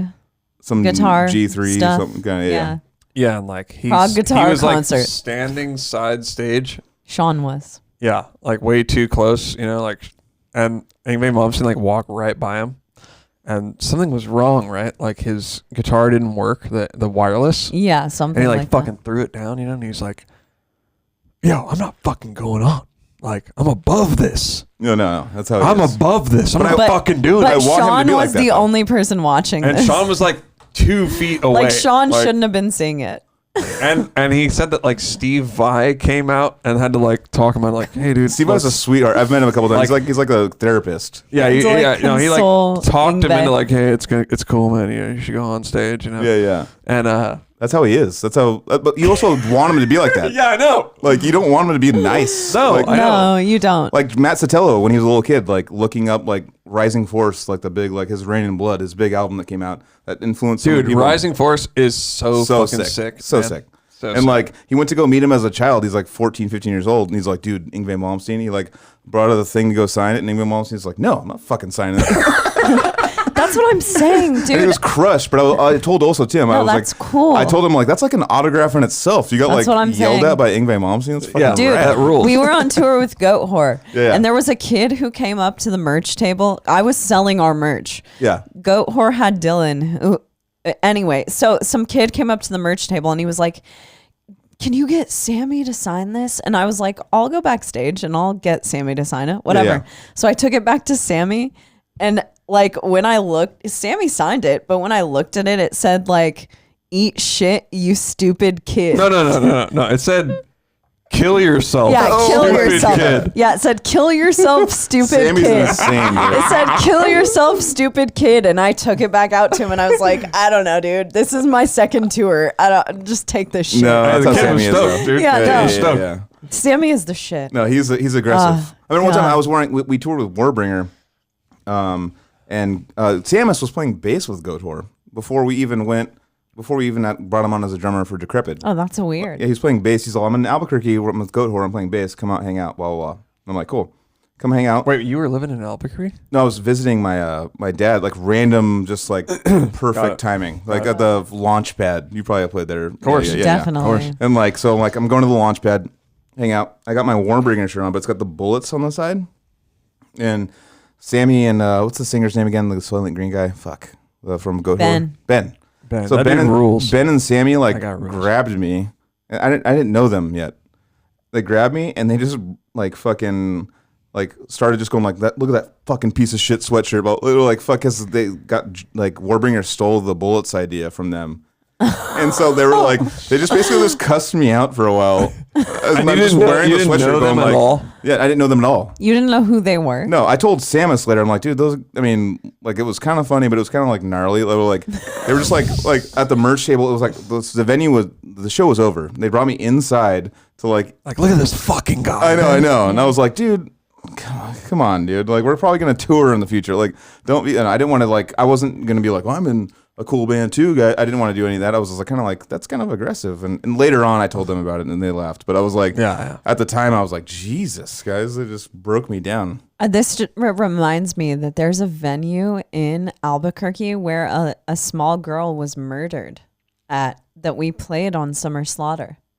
Was it the one that was it the pop star one that we were talking about last time you were here? It wasn't a pop star that was murdered. It was I was like trying a to figure girl. out that pop star. It was in the comments. I randomly looked like a couple. I watched the episode like a week or two later, and someone just like nailed who the pop star was. Yeah. Really? Yeah. Yes. No. So I looked this up because we played there on Summer Slaughter. So we were there with BT Bam, and I remember specifically talking to Blake about this. We were downstairs of this venue, and there had been a girl murdered by like a janitor of the spot or something upstairs. Yeah. In the back of the venue. Do you remember? No. Oh, you don't know. No one knows about this venue. Let's look it up. Girl murdered in Albuquerque. I wouldn't remember. but that sucks. Yeah, it was scary. Yeah, that's insane. Like I remember Deeds of Flesh and stuff when I first saw them. I think someone got killed. Actually, I don't think so. I asked Mike about that on the last podcast. The story was someone got killed outside, like by the Hells Angels guys, like killed them because they ran that at club. the show. They were the security there, right? At which place? Pound. Sorry, the Pound. Oh, at the Pound. Yeah, there was like someone like made a ruckus and they just like got killed outside, like a shot. Wouldn't surprise me. I know that place Really? is right next to Hunter's Point and stuff. I've heard stories, man. Yeah. There's literally Dead Hooker Park is the park next to it. That's what they call it. It's Dead Hooker Park. No way. It was in the worst fucking area ever, dude. What's the worst thing that you guys have experienced at a show? You probably got better stories. I don't know. Not too bad. Dude. I mean, I've seen fights and stuff like that. I think probably the worst probably like Deeds of Flesh when we played with them. It's another show, completely different show. So, I was backstage and I was watching them from the side and I'm like, I'm gonna go smoke a cigarette. I come back, I hear like a bunch of ruckus. It's like a sold out, like a big show.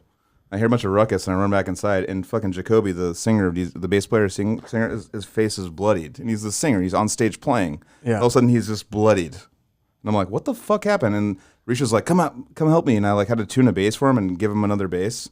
And he's all, dude, some girl was on stage and she was like thinking she was cool, like blah blah, like she's like pushing him while he's singing and playing bass. And so he pushed her into the crowd.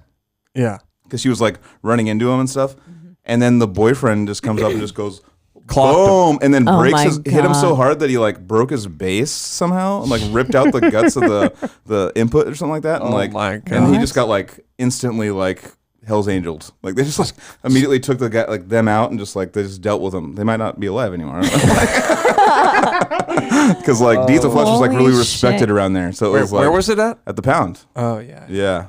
Yeah. It was the last show, officially last show of the tour before, and then the next day we played at the 418.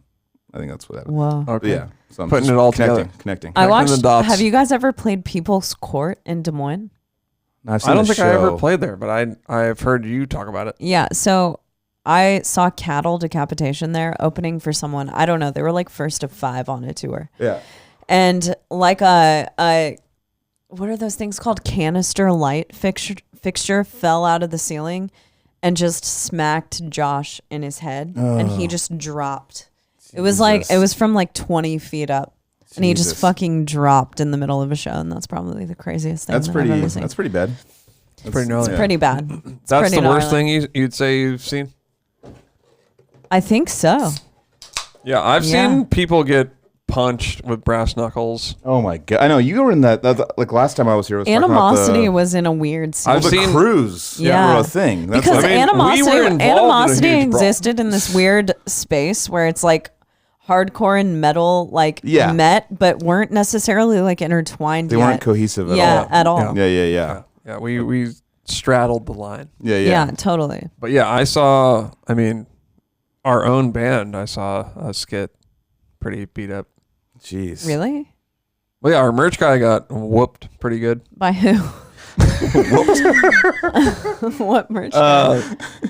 I don't know. They got into a scuffle in Nevada. Who are they? Oh, dude. I was outside. I was warming up because I'm a nerd, so I had my like practice pad. You're not trying to start. To me, you didn't have a hammer. No, I had no idea what was going on. Yeah, dude. So I'm outside like warming up my practice pad.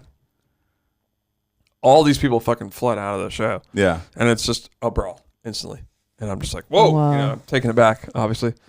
And they they fucked our van up a little bit. They sprayed Dan Kenny with a fire hose. Oh yeah, he told me about that. Yeah. Like Dan Kenny was like antiqued. You remember that shit? I remember that. They did it with flour.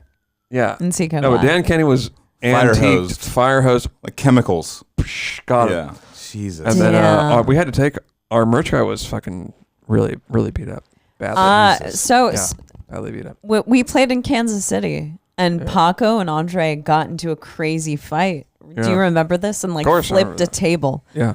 And I was at merch. Billy was doing our merch, and they were mad. Tables got fucking flipped over at merch in the middle of the show.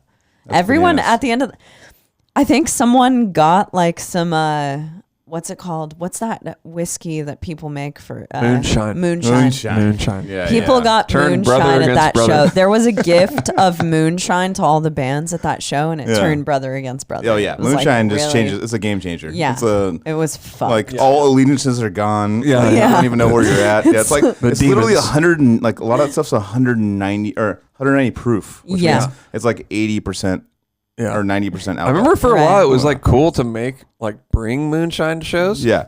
But it would be like, it would taste like blueberry pie. Oh, totally. Yeah. It was Apple fucking crisp. Stars and shit. Apple crisp. What happened to this? Apple crisp. What happened to this craze? Still happens. I think most of them were in jail that thought it was sick. They all got arrested. They were moonshiners. Can we get a still in the backyard? No, this happened when we were on that Goat Whore tour. We got brought some moonshine to a show. Do you remember this? I think Kansas City one? No, it was in fucking Reno. It was at Jub Jub's. In Reno, it was at Jub Nick Jub's. Yeah, it was Nick. Nick brought one us of my some best moonshine. friends from Santa Cruz. Had brewed some moonshine. He had been living in Reno. Okay.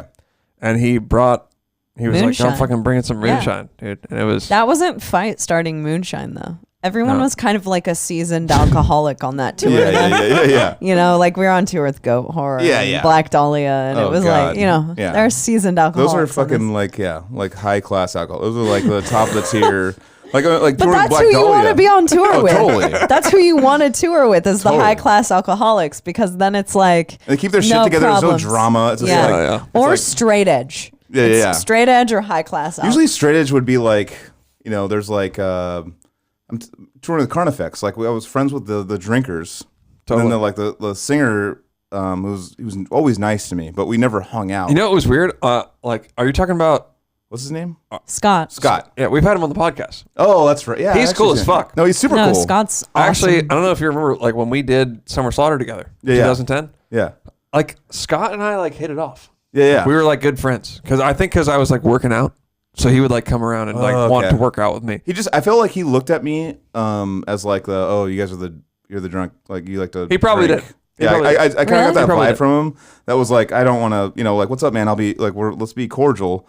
But like, I'm gonna go do my thing, and you go do your pile of shit thing over there. The thing about Scott, first of all, really cool. he's one of he's super nice. I love Scott so much, but he's one of the most like real and down to earth people that I've met. And I wish I could. I felt like he had like deeper shit to talk about, and you guys should have him on your guys' podcast. Really? He would totally do it. I mean, Fred and Corey would murder me. Well, he also wrote. This was my friend. He wrote like a what are they called? It's a comic book. Novel. Yeah, he wrote a graphic novel. We have it. Heard of that? Yeah. We have it. Nice. And it's really good. It's really good. It's really good. Usually those are the people that are like the most like genius, like the quiet people that are like secretly like, all right, well, I'm a genius. Like yeah. Scott's awesome. No, I read the novel. It's great.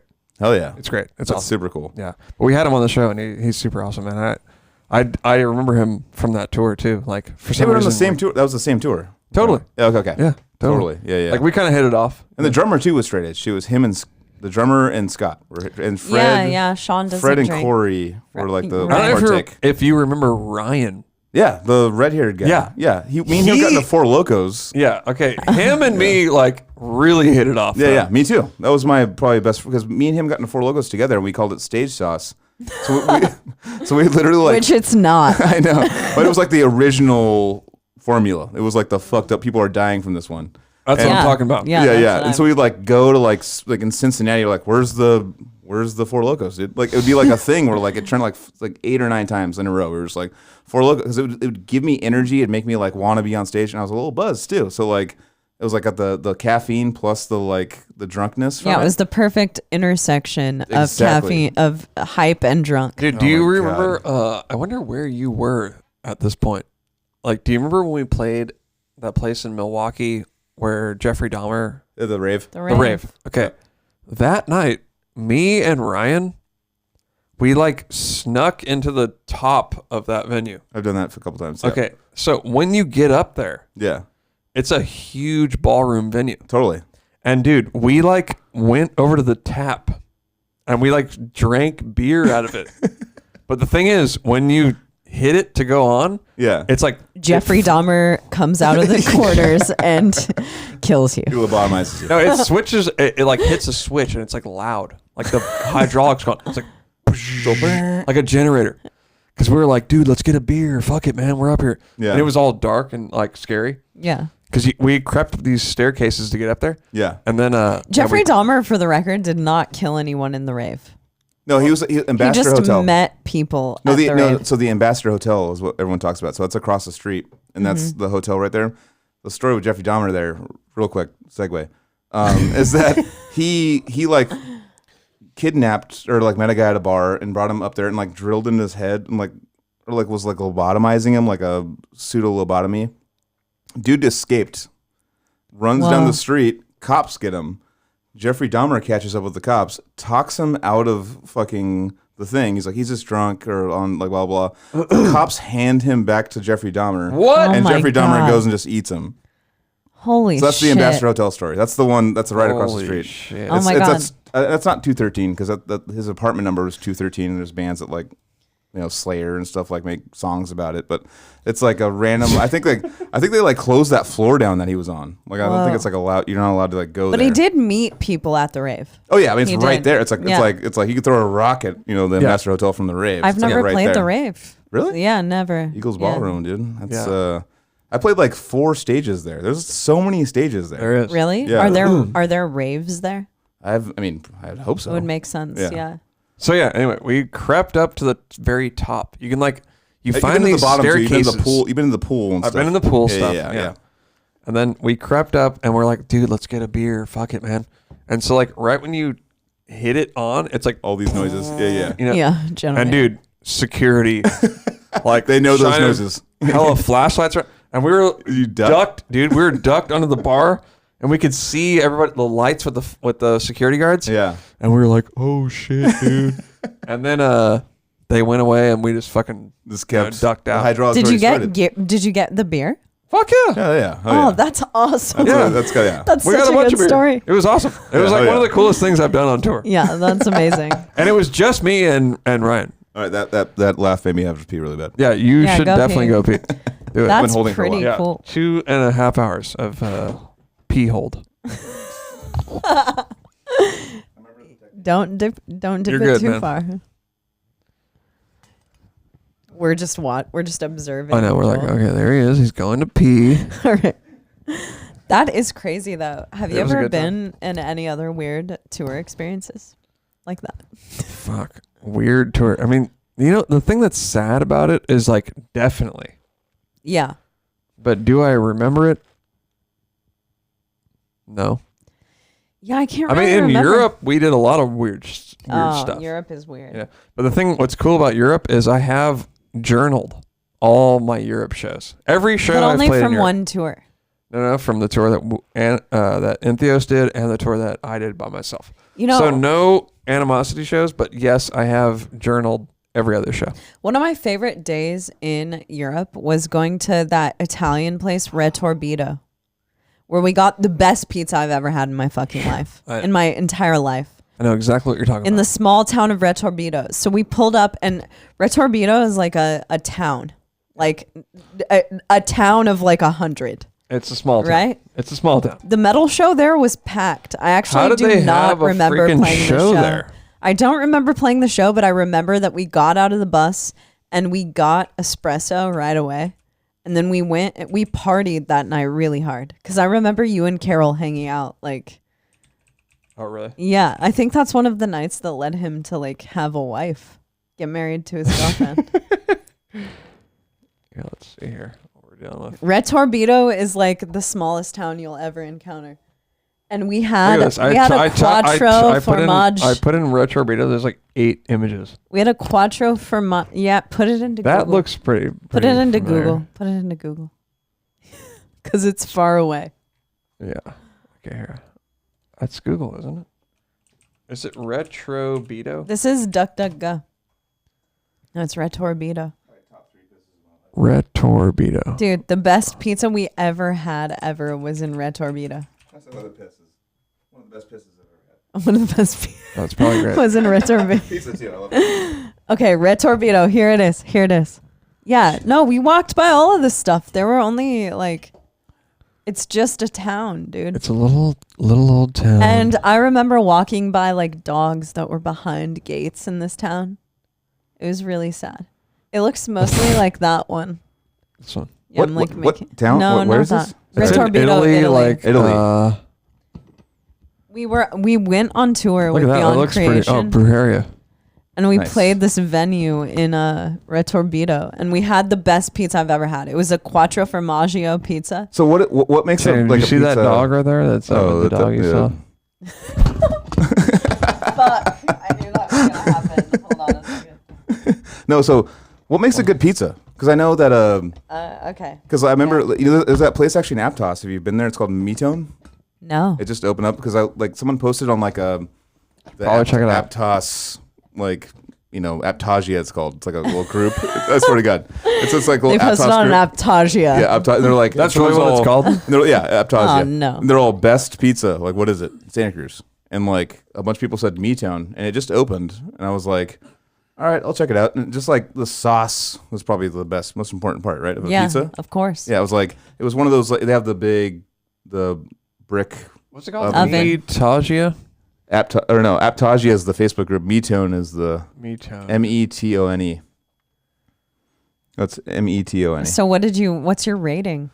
So it's just different. Like every pizza is like different. Like we actually got pizza for the first time in a long time last night. Wait, it's Michelin starred? What's that mean? Does that mean Dude, it's Michelin. It's Michelin starred. Does that mean it's good? Yeah, it means it's expensive. That doesn't mean it's good. It means it's expensive. Is what it means. And me and Trevor went there and we're like, oh shit, we're on a date now. Like there's like there's like a candle sense. And we're like shit, whatever. It's like, oh, all right, it's a date. Yeah, whatever. We're confident. So you thought the pizza? You thought it was different? Well, it was like it wasn't like the circular. It was like a oddly shaped. It was a square, handmade. Like it was all weird shaped. Okay. And like Channing, we might have to check this out. Although you know what, NK is not down for a ripoff. Who's not? Me. Okay. NK. That's Naveen Copperwise. Well, I know DK. Like no. No, NK is not down for overpriced pizza. Joel, it's insane. How's the pizza, first of all? So it was really good, but I don't know. Like it's not like something that like just blew my mind. Maybe I've had enough pizza in my life. Like pizza's really good. Pizza's is really good in general. It's really hard to fuck. Little Caesars is kind of good. Yeah, it's really good. It is. I love those. It totally I mean, is. Domino's is like the best. Domino's is good. Yeah, it's great. Yeah, but like, then you go to like the fancy shit, and you're like, it's like having like it's not that much better. Yeah, you're like it's not. It's like $32 extra more or better. You know what I mean? Right. That's what I'm saying. It's like a whole like presentation. It's like a whole thing that you go through, and you're like, okay, well, I see what you're doing. Let me try it though. And like, it's good. It's pizza because pizza's really good. Yeah, it's like it's also $6 at Domino's. Exactly. Just saying. And you probably like give the same like like you know like that's what I'm saying. Yeah, like but when it's forced on you is like this is going to be really good. Like and then you have that in your head. You're like this is supposed to be really good. And like there's a big presentation, like a big like suspense to it. Right. And you're like this is pretty good. You're like oh. So what do you give it out of 10? Oh man, probably like an 8.9. So what's it gotten a 10? Nothing. 10 is not achievable. Well, what's the price point to taste ratio? That's what I'm saying. Then what does it score on that? So how much did it cost for a pizza? It was probably like I got it right here. These ones, it's probably like $20 for a little one, $25 or something. 20. It was actually not too bad. The drinks were like $28 a piece or something insane. Like the drinks, like oh my god, it was like $150 for me and Trevor to have like a pizza. Holy pizza shit. Margarita. $18, yeah, and like, you know that Jersey. This is how they charge you more money. Oh yeah. They it's not just a mozzarella; it's a Jersey cow mozzarella. Oh yeah. It's not just a tomato. If they wanted to make more money, it would be a Santa Cruz tomato, and it would be like a fucking East European basil. Yeah, it was like they put extra things in there that are like things you can't like understand cocktails. on the menu. Yeah, and you're like, I saw up there they had fairy dust on the menu. Look, go up. It's a pizza suppressatata. Is a salami, aged mozz, tomato, whatever, pickled Calabrian chili, and fairy dust. So they're putting. What if I'm allergic to it? Like what? You gotta tell me the ingredients. They're putting meth on their pizza and they're charging us. What is fairy dust? Charging us. Fairy dust. I think it's like PCP or. I know. Like we're gonna have a good time. That's what I thought it was. We're gonna have one a of great those. time. Actually, where is this place? So it's in Aptos. If you go down, if you go, downtown Aptos, it's not really a place. Oh, yeah. But like, it's like where the fucking, not Whole Foods, but the not Life. I know. New Leaf and Starbucks. New Leaf, if you're at New Leaf, it's behind you. It's right there. Okay. But literally, like, it opens at 5 and like stays open until 9. That's like their hours. Of course and, like, they are. we showed up at 5. They're like true Italians. Yeah. Fuckers. We showed up at 5:09 or something, and it was just like, oh, there's no tables. Like, you're fucked. Like, it's all reservation. Like, and we're like, and we were really nice to the person at the front. And she's like, maybe someone will cancel. Just wait for like 10 minutes, and someone canceled, and then we got to. It's like you have to like plan for it in advance. Oh my God. Yeah. That so makes you the and Trevor pizza had a nice taste date. worse. I know. No, we were like, we're not ever coming here again. Yeah. But I'm all, do you guys do like to-go orders? Like, I'm super down with the to-go. Do they? I don't know. I don't know. After we left, we're like, I'm never going back there. But like, or like a I'm a single man. Like maybe I'll take like a date there. Like it's like a fancy, cool date place. It's not like a place with your homie to go. You know, it's kind of working though. I like want to go there with you. I know. Now that you're saying it, I want to go really bad. But also too, it's like it's not that nice. But they give this this fucking facade of being like you got in, you're lucky. Like and you're like it's okay. They have that air about them. Yeah, exactly. It's just like it's a presentation. You know. I was thinking we should pull up that Odious Mortem interview. Oh yeah, let's do it. Probably my most embarrassing thing on the internet. I really want to watch it. Naveen was playing it before you came over, and I couldn't hear it. Awesome. I was blacked out. Who's that guy? So this is Ivan. He's in Deeds of Flesh now. Ivan. We are Odious Mortem, and we're getting our big metal. I'm blacked out. You know what's weird? Dude, Anthony he looks younger now than he did then. Yeah.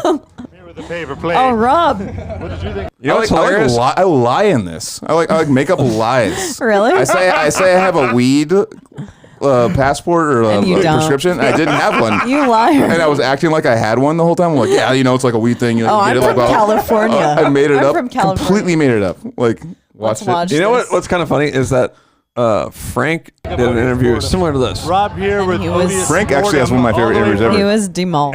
It's with Metal Socks, right? Yeah. It's the one where he's like, he's all.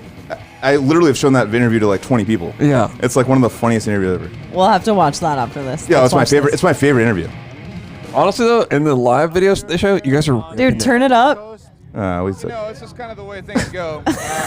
California is a little bit more beautiful. I think it's because of the tit implants, though. I don't really know. Blacked out. Insane. Do people look uglier, or are people more? I don't even remember the question. How about that? Then I'll just say balls. All right, so you guys just put out a new album. What's it called? Interviews weren't like a thing. Snap. Now. Snap. Sweden. Wait, so you guys didn't even record on the album? We hired a bunch of Swedish musicians to shred it out. With the pretty faces. You're like Milli Vanilli of like brutal death metal. Brutal Millie. Is this really something you want to Dude, admit? no one thought about like doing an interview. You know, it was like, should we we should be sober. Back then, doing an interview was like, let's see how like crazy dumb we can be on the interview. For me, it was like dude, we were trying to get a hold of Casey and Dan, because we got off stage and we were just like, we were already hammered on stage because we were freaked out. We were like, it was like, Maryland Death Fest, all the elitists were there. Oh, is that what this was? Yeah. Okay. And so it was that, and then like on top of it, like after we got off with like, it was like a worst set ever. So we just got like even more drunk. And then Rob was like, dude, I want to do an interview with you guys. I'm like, really? I was like, we are insane. And then I just don't even remember like after that. I was like, let's watch more. Isn't that Paula Abdul? I mean, I don't know. Anyway, brutal death metal, right? This was like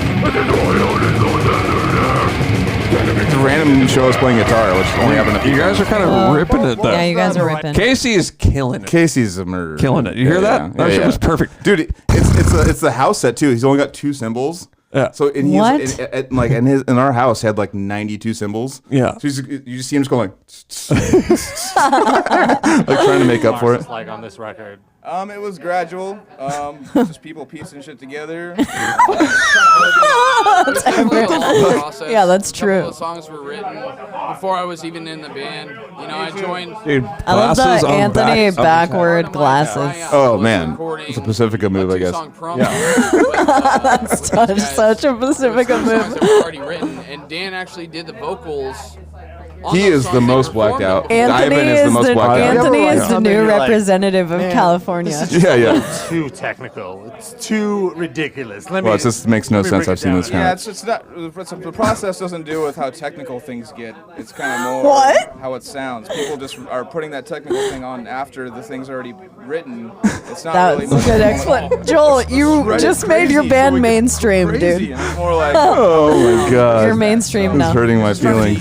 No, I want to hear it. Yeah, it sucks. Fucking, craziness of vibe and trying to fucking get everyone to move. Well, how old are you guys? I'm 22. Damn. 15 years ago. What a baby. Double deuce all around. Very nice. So what's the scene like in Cali? Double Is there like a big deuce. death metal scene? Are there shows? Are there bitches? Oh, there's your boy. Well, there's in Santa Cruz, there's not much to see. That's Decrepit Birth. Holler at your boy. People come, our friends come out, party. It's more in San Francisco than anywhere else. Santa Cruz. Well, I said take it in the butt in San Francisco. Yeah, it's bisexual to San Francisco. Oh, bisexual in San Francisco. I used to sneak things into people's conversations all the time. Like San Francisco before the Pound, like stopped doing shows. Oh, so wait, hold on a second. Yeah, the Pound was already not a thing at this point? Oh yeah, because I think it wasn't a thing. I think it just closed. Wow. Yeah. Wow. So it's funny that this is like It's been closed for like 20 years. It's funny that this is like ultra old school, and Yeah. the Pound is closed at this point. Yeah, because I still hear people talk about it, and I'm like, where's the Pound? Where is it? Who was just talking about that the other day? They're like, oh, the Pound. Remember that shit? Shit was sick. I don't know. Somebody was. I went to about the Pound. Oh, I was at work, Oh shit. and the dude that I was working for Yeah. was like, oh, so and so told me that you were in a metal band. Oh, you got that conversation. Yeah, and I was like, yeah, for sure. And he's like, oh, did you ever go to the Pound? And I was like, fuck yeah, dude. Yeah. And isn't that funny? Yeah. I wish my band's name was Animosity. That's where it was. I have to go like That was Decrepit, one of the- Odious Mortem. Like, It's really hard to say. Insightful. So you guys are tearing it up. Dude. it's only like 2 Yeah. seconds. Oh, dude. He's killing it. In Santa Cruz. Is it nice? What's the weed like, Watch? It's like, This is where I lie, dude. The best. if you have a club card, Do you guys have club cards? I say yes. we don't have them here. We don't have 'em here. We bring weed. Illegal, dude. You can't fucking have weed here. We didn't want to Traveling, dude. We don't want to get fucked. I think we're all lying, I think. Anthony's like, we don't want to get We know we're fucked. traveling, dude. and shit, and then you get insomnia. Yeah. See, I'm like making all this up. $6 an eighth, like, Blacked way out idiot. overpriced, Like what you fucking would get on the street, but you still get some bomb ass shit, dude. Fucking Ivan's wasted. Dude, this is... Spices of everything. We smoke so much that I'm kind of over it almost because. Oh, precursor. I'm my God. like over it almost. Like when we had to find a street corner. Literally to get called my future. Chase. That was I'm like awesome. over it almost because I'm so cool. stoned. So stoned all the time. Maybe the government should catch on if they make it legal. Legalizing weed is a bad idea because they'll definitely mass produce it and it won't be as potent as it is. That's wrong. And it'll be taxed. He whiffed on that one. He gave it a That's shot. what though. every stoner has been saying for the last 20 Nice years. try. Nice try. He gave it a shot. Swing and a miss. It is $80 an eighth now. So Definitely not over in Santa Cruz. Let's smoke crack, dude. That's all. Remember when this fucking got released? I was like, no. The interview? Yeah, I know. No, I think it's one of the best No, interviews there's I've one ever with seen. Frank that's like, It's my freak. It's literally Should we the watch the pipes. It's Frank my favorite one? one ever. yeah, it's terrible. Should we watch It's it? the funniest. No. I don't know. Frank probably wouldn't appreciate us. Oh, Yeah, I've that's true. texted. No, Frank would appreciate it, dude. You would appreciate it? I've literally told him a million times it's like my favorite interview ever. It's like when you guys are playing a festival, like a fest, and he's like, it's really bad though. it's literally no. It's I literally laughed like the hardest during interview. Like I murdered. know the. I think I've seen it. It's in front of like merch. And he's like talking about pipes and stuff, and like Is it in I literally Kentucky? steal Here we the- go. It's Here this we one. go. It's this one for Here sure. we go. It's that one for sure.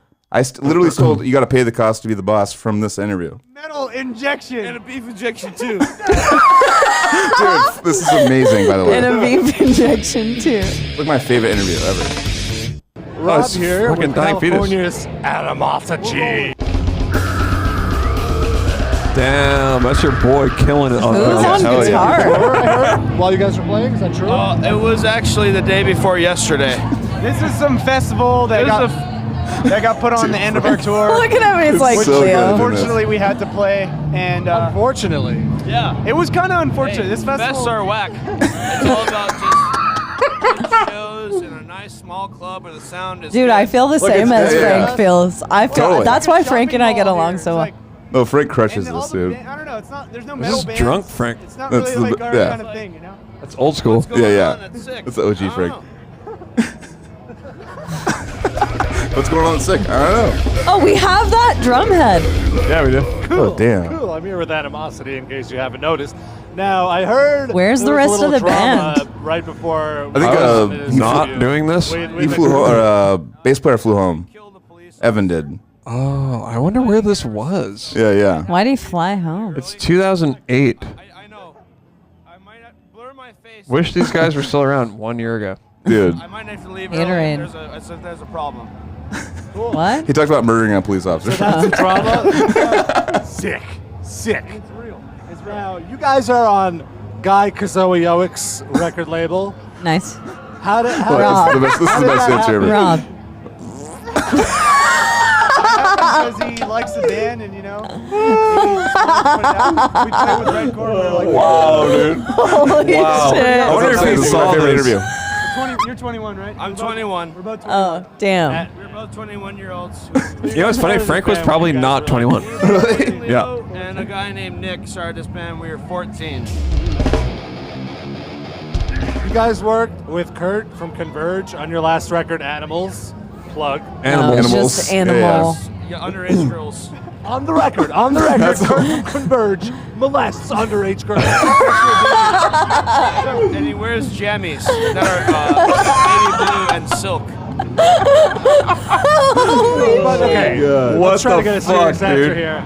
How was it? Working with Kurt was phenomenal. Leo just breaks it He's down. fucking awesome. We were with Leo's him like, yesterday, actually. dude. We had dinner He's with all him business. One yesterday. of our best friends. Yeah, he's the man. He's got a great Really? studio and really unique perspective on recording.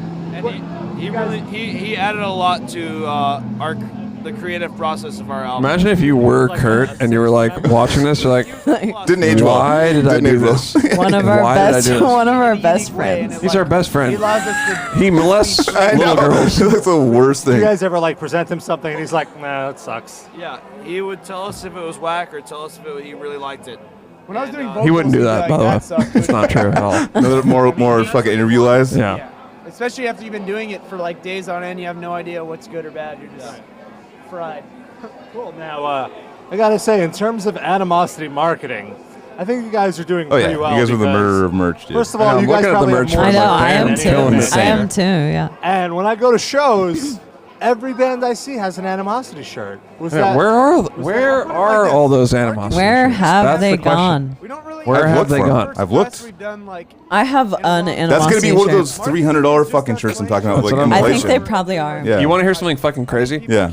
In Leo's parents' garage, Oh, they're just. There are a there's bunch. a whole like bin full of merch. Oh my god. But I think we should keep it. I think we should grab it. Yeah, let's grab it. I think we should keep Let's it grab for it. like Let's grab it. 30 more Let's years. fucking grab it. though. I'm inserting myself. Let's grab it. I'm now a part of this. Like we're talking grab it. originals, like gold foil hoodies. Oh, that's like the one I all- wanted. Yeah, the whole Oh, situation. you have a gold foil hoodie back there? Yes. Damn, I'll You got a take it. I'll GFH take back it. then, dude? Yeah. I don't know, early 70s, like psychedelic music, and we wanted to. You can hear some of it on. Whatever the he's saying is total fucking complete bullshit.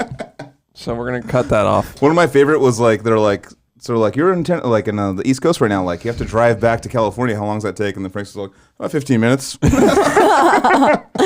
No, actually, your guys' interview reminded me of that. yeah. I was like, wow, okay, they was like, drew oh. inspiration. Yeah, It was yeah. around the same time, right? Yeah. Actually, probably a year before it was us, and then yeah. Okay, so Frank was Frank drew copying. inspiration from Odious. Oh, Frank's. That's how Frank was back in. You remember Yeah. Frank back in. I mean, Yeah. he was a big thorn in a lot of people's side because he was a gnarly alcoholic, like partier, and but he's also like the funniest human being I've ever met in my life. Oh, so dude. it's Great like, guy. He's Great one of guy. the. And now that I I'm love glad that him he's so sober much. and stuff, and like he's like murdering, like doing Yeah. the family stuff. I'm like Child. seeing him like With holding up, child. like smiling, and I'm like, damn, I'm like, now I'm the worst piece of shit in the world. Yeah. Like him doing that made you be like the worst. Oh yeah. Yeah. That's like my nightmares. Like your old party friends back in the day, like they cleaned up, but you're still a piece of shit. Like that's like if Dan Kenny, sorry Dan Kenny, I'm bringing you up. If like he's like a partier, like if he like sobered up one day, I'd be like, oh my god. I'm gonna be like, okay, well I guess I'm done. Really? Party's over. Yeah. That's the person that for you're calling it. If Dan Kenny got sober, I would call it. Wow. I would call it. Actually, I've been meaning to have him on our podcast, but I was just thinking, he should probably come live. Yeah. Yeah. Come original. Like exactly. IRL. Yeah. 100%. One of these days, we're going to be able to fly people out to Nashville, and they'll be able to do the podcast. That'd be sick. Yeah. If we made like $200 an episode. Yeah. Then we can fly a person out. Have you guys made like $1? Yeah. We have merch. Yeah, we have merch. Merch. Yeah. Which we're gonna give you. Yeah, no, I have some pulled out for you. Last episode, I said I was gonna pay for it. No, so you don't pay for shit. You don't have to pay for it. You don't pay for shit. You paid us in views because we're sucking you. Hey, we're approaching 3 hours, so I don't know. Might want to call it. Oh, it was really 3 hours? 3 hours. Yeah. You did this last time too. 3:06. You want to keep going? I mean, you guys are moving. Yeah, so let's talk for a little while longer. Yeah. I feel like this was like an hour and a half, is what I feel. Me too. I'm sitting here getting drunk, so am I. You're worried about the BT band. Well, are we all okay to continue to be drunk on this podcast? All right. Well, if we're gonna keep going, let's look up funny videos. Yeah, exactly. Hey, so I have a question for you guys. So you guys play music on here now, right? Yeah. Like, what do you like? We played music. One time I showed a video of we get shut down. Rammstein like building their stage. Have you seen the Rammstein like how they set up their stage? It's like 7 days it takes for them to put up one stage. No. They have like multiple trucks ahead of them. It's like it's $2 million a show for them to put on a show. It's $2 million. Holy shit! It's the most. No. What's their guarantee? It's probably like 2.1. Jesus. Yeah, it's like. Yeah, no, seriously. No, but seriously, like that, like we put that video of it's like a stop motion, like really fast, showing like all the 27 fucking semis coming in to build the stage and stuff. Yeah, we put it on, but they're playing like a Rammstein song in the background. It just immediately shut the podcast down. It's not, we don't get shut did it down. pull We the just podcast? don't. Yeah. Copyright. Like, well, it gave us a claim where it's like if you get another one or another one after that, like you're done. No, it keeps giving us copyright claims, but it's like. Ours isn't like if you do this or this, you'll get shut down. I doubt you'll get shut down. It's like a demonetized. Yeah, but there's no monetized. But it's like we don't make money off of our episodes per se. We make money off of selling merch. Oh, so we're getting in the merch game. Yeah, and I was like, you should. I don't even care. I don't You fucking should. play music. Who gives a shit? Are you guys selling merch? Like, good? Yeah, we have been for the last year. I mean, like. People are like purchasing podcast merch. Yeah, they do. You have a cool logo and a name. You have like Morbid Angel, like Nirvana. You have like cool stuff though. Yeah. You guys are murdering. My friend from Des Moines did all of those. We came up with the idea to do all of the shit, but my friend from Des Moines, Matt Graves, these are all the made it all happen. Designs. We got awesome. No, but yeah, we've sold Domination, merch. Hammer, Smash Crab. And then we have the Nirvana so shirt. We have the coffee cups, which we sold out of. Yeah, we have. Cheney and I own like 5 coffee cups. Yeah, we have 5, but we bought 70 and we sold out of them. Yeah. So, yeah. But are you like worried that you won't sell out of No, them? I just didn't know like the demand for. I mean, actually, I think people would buy Cali Death. It's not as much as like band merch, but yeah, but it's something to at least like fund like the expenses a little bit. Yeah, I mean we pay like $50 a month to have our stuff on. Have you put Cali Death on fucking Spotify? Yes, we have, and it's mainly because you. Okay, thank you. Because I was like, they weren't really worried about it. Like Casey was like, whatever. Did we have it on these other ones? I'm like, we keep getting like, I kept getting messages going like, we got to get it on Spotify and like harassing me. And then you said it, and then Shara cussed me out about it. Yeah. And like I was like, all right, cussed you out. Yeah. She was because mad. What do you want to do? Do you want people to hear about your podcast, or do you want no one to hear about your podcast? And I listen to Spotify like the most out of any other thing. Yeah. So I was like, yeah, we got to. And I literally like it took me 3 minutes to get it on Spotify. Well, dude, here's the thing that it like takes I copied no a link time. And then just downloaded everything all quick, and it was like all done for me. Like, is it on Apple too? Yeah. Okay. Yeah. Because here's the thing about YouTube is that people have to own like a YouTube Red account or whatever to being open. Yeah. So I got it. Yeah. And you think my podcast is here, so why does it need to be there? It's like, dude, well, people listen to it everywhere, and our listeners every month are like triple, quadruple on Libsyn what they are on YouTube. Like YouTube is our least amount of listeners, period. Yeah. Everything else is like killing it. And YouTube is like a little... YouTube is strange. That's an ordeal. You have to be in, like, usually you want to be on like a computer to watch YouTube. So it's like you want to see the thing. You don't want to like have it on your phone, like holding up YouTube, you know? Right. Like if you're going to listen to a podcast, it's more of a listening thing. So totally. No, that makes total sense. Definitely. I got the like big dick version of YouTube because I wanted to listen to Joe Rogan. Before he switched to Spotify. The red or the TV? Premium. Oh, premium. Yeah. The TV costs $70 a month. What? Yeah. YouTube TV. That's what dude, they made all of these things like Disney Plus and everything seem like they would cost a lot less than cable. Yeah. But it costs so much more than cable. Is there a cat? It's cable. Is there a cat over there? Oh yeah. I'm getting Is he black or is it a lick? It's a black, yeah. It's a black one. Yeah, right. Obviously. I'm getting the tuxedo treatment right now. He's like a magician. Yeah. Yeah, he's gonna probably terrorize us. That's his thing. Probably smells my cat too. But yeah, it's like, what were we talking about? YouTube Premium? YouTube Red or whatever. YouTube. Yeah. It's kind of worth it. Yeah. I like it. No, totally. I mean, for me, I've been a Spotify guy since it first started. And I mean, not Spotify guy. Like, I'm not like a proponent of You're like a Spotify guy. Like I'm a Spotify guy. Okay. I mean, I'm a Spotify guy. I love that it pays musicians 0.00001 cent every song. Like, that's kind of your thing. Yeah, I love that. I just like get it. I was like, fuck yeah, rip them off. Fuck them. But no, totally. It's fuck musicians. Yeah, it's. I mean, the idea was like, cool. I now have iTunes with every song. Yeah. You know, is what my thought process. But then, you know, people get. It's like Napster. Just people are getting ripped off. Well, yeah. But someone's getting screwed on that. People are getting ripped off in music like constantly. Yeah. You know? Classic. Yeah. That's the classic thing to do. Yeah. Yeah. The musician gets ripped off. Everyone who can like figure out a way to push the musician a little more, like make a little more money off of it, gets a percentage. Yeah. So they make money. I feel like the job, if you want to be in music and like make money, is the tour promoter, not the promoter, the booking agent. Oh yeah. You just take 10%, just sit back. That's what I've been wondering. Because you have the same like list of promoters for every tour. Yeah. And you're just like, here you go. Here, I got a tour. There's a little boom. Yeah. And then like every now, like it seemed like it was a little too often. Like it'd be like, oh, it's now, because every now and then you don't get paid because it's going to the promoter, right? Yeah. There's a name for it, but I forget. Like it'd be like, oh, this day is. Oh yeah. It's like they're compensating for the fees. Yeah. So you just don't get paid. Hold or whatever. Yeah, something like that. I know what you're talking about. Yeah. It's like, oh, but it seemed like it happened like it's like every like 3 shows. Yeah, I'm like, how is this happening? Like, so 10%'s like 1 out of 10, right? A deposit. Yeah, it's like deposit. Yeah. How often does the deposit? And I'm like, happen? I'm not doing the math. This sucks. Yeah. I think they got us a little bit. Yeah. You know? It's a horrible deal. Yeah. Oh, totally. It's the worst trade deal in the history. It's one of the worst deals we've ever had.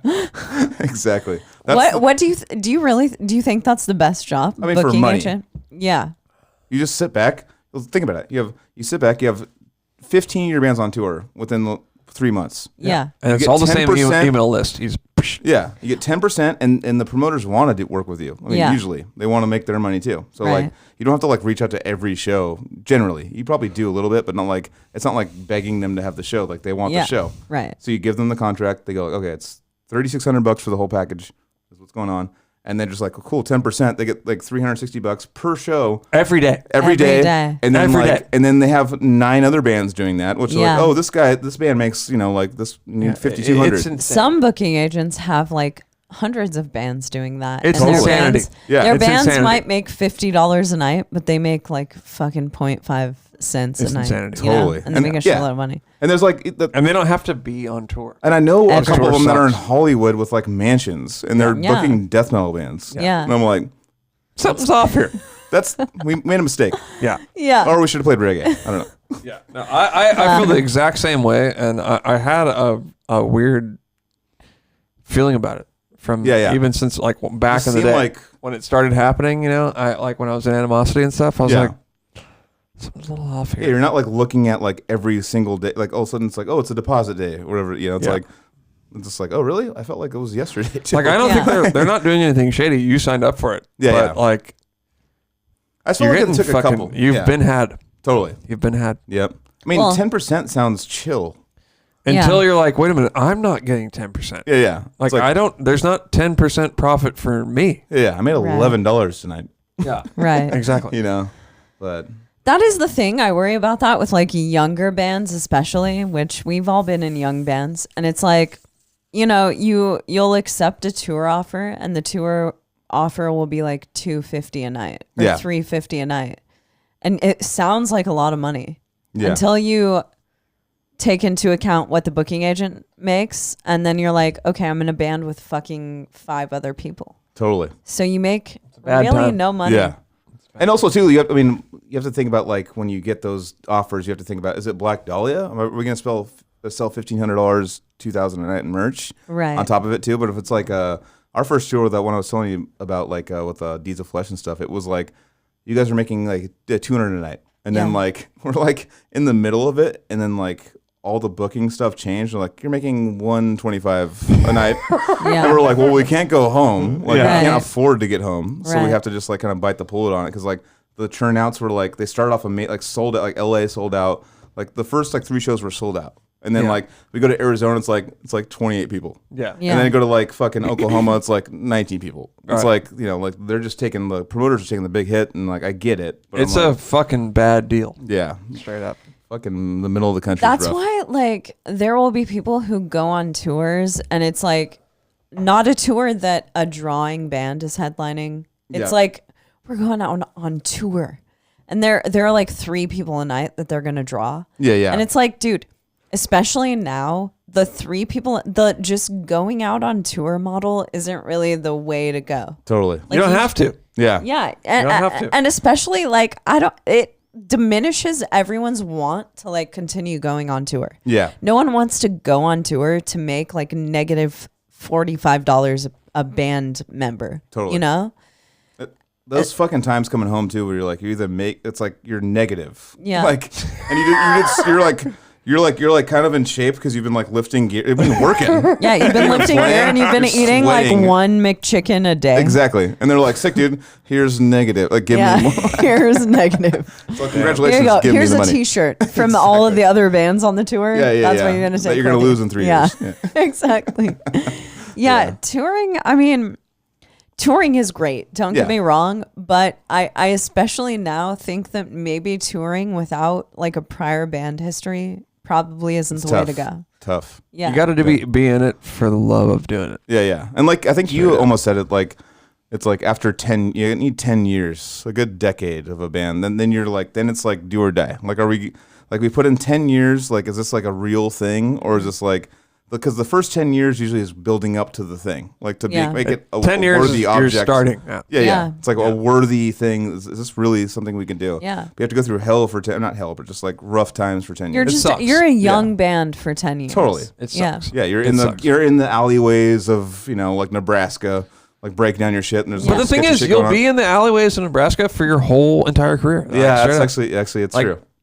Black Dahlia is in the alleyways of Nebraska. Yeah. And they're the best. Yeah, they're the best. Yeah. As far as like, they're like the model of what we want. Like, like when you see them and tour with them, you're like, Jesus, that's what I aspire to be. Yeah. You know, That's and true. they're still in the back alleys of Nebraska every once in a while. Well, they also like bite the bullet sometimes. They didn't do it on this last tour, obviously, but they'll bite the bullet and be like, we're doing a van tour, even though we are fucking Black Dahlia. That's what I love about Black Dahlia is that they are still like a DIY low-key band. Yep. Still being the biggest death metal headlining band of this genre, you know? And also responsible for bringing so many other bands up. Oh, of course. Totally. Well, Trevor listens. That's another thing about them is that Trevor listens to a lot of underground bands, which I feel like a lot of people, like maybe their aspirations were to be in a big band and they just never cared about little bands at all. Yeah. Or they forgot about little bands Or on their way competitiveness has taken over and they're like... Which is stupid. But like, I feel like that's happened with some bands. They're just like, we're sick now and like, well, we're some above. people don't want to mention other bands because they think that takes away from their band. When in reality, like it's actually cool to mention other bands. Totally. Like Aeon put out a fucking sick record 2 days ago. Really? I haven't even heard it yet. Yeah, you should hear it. Oh, shit. To me, they're kings of groove. Okay. Do you like Aeon?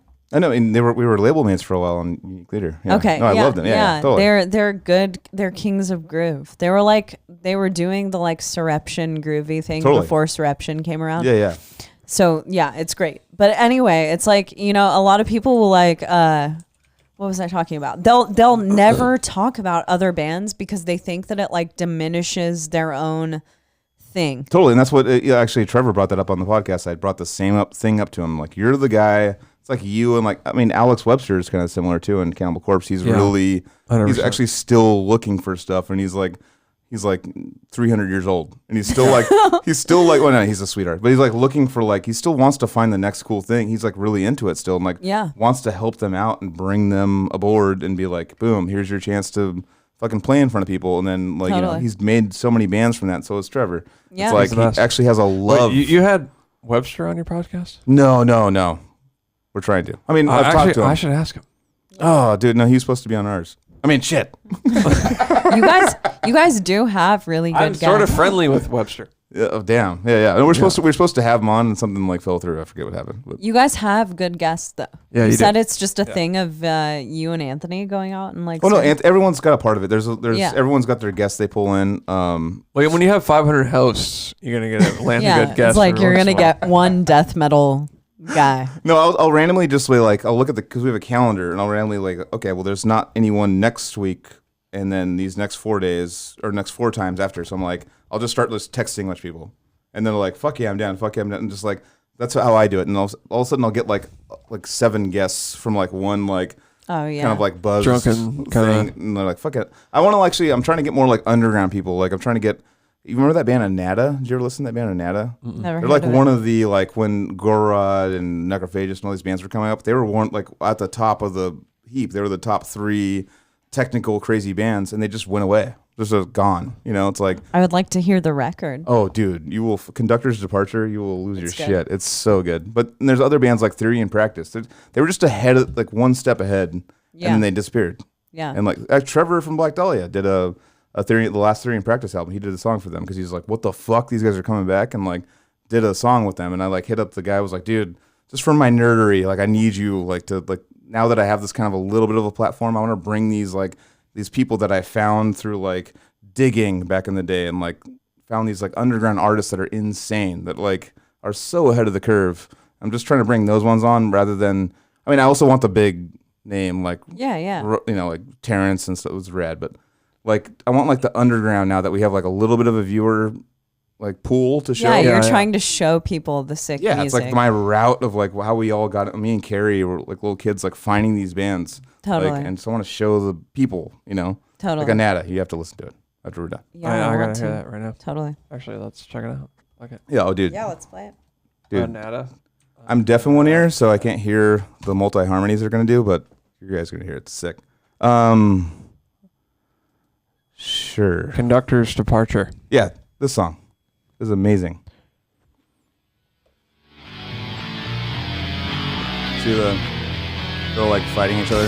Yeah. When this came out, we were like, what the fuck? Where are they from? Sweden. Okay. Obviously. That's where all the shit was in the beginning. It's right. Sweden. It's true.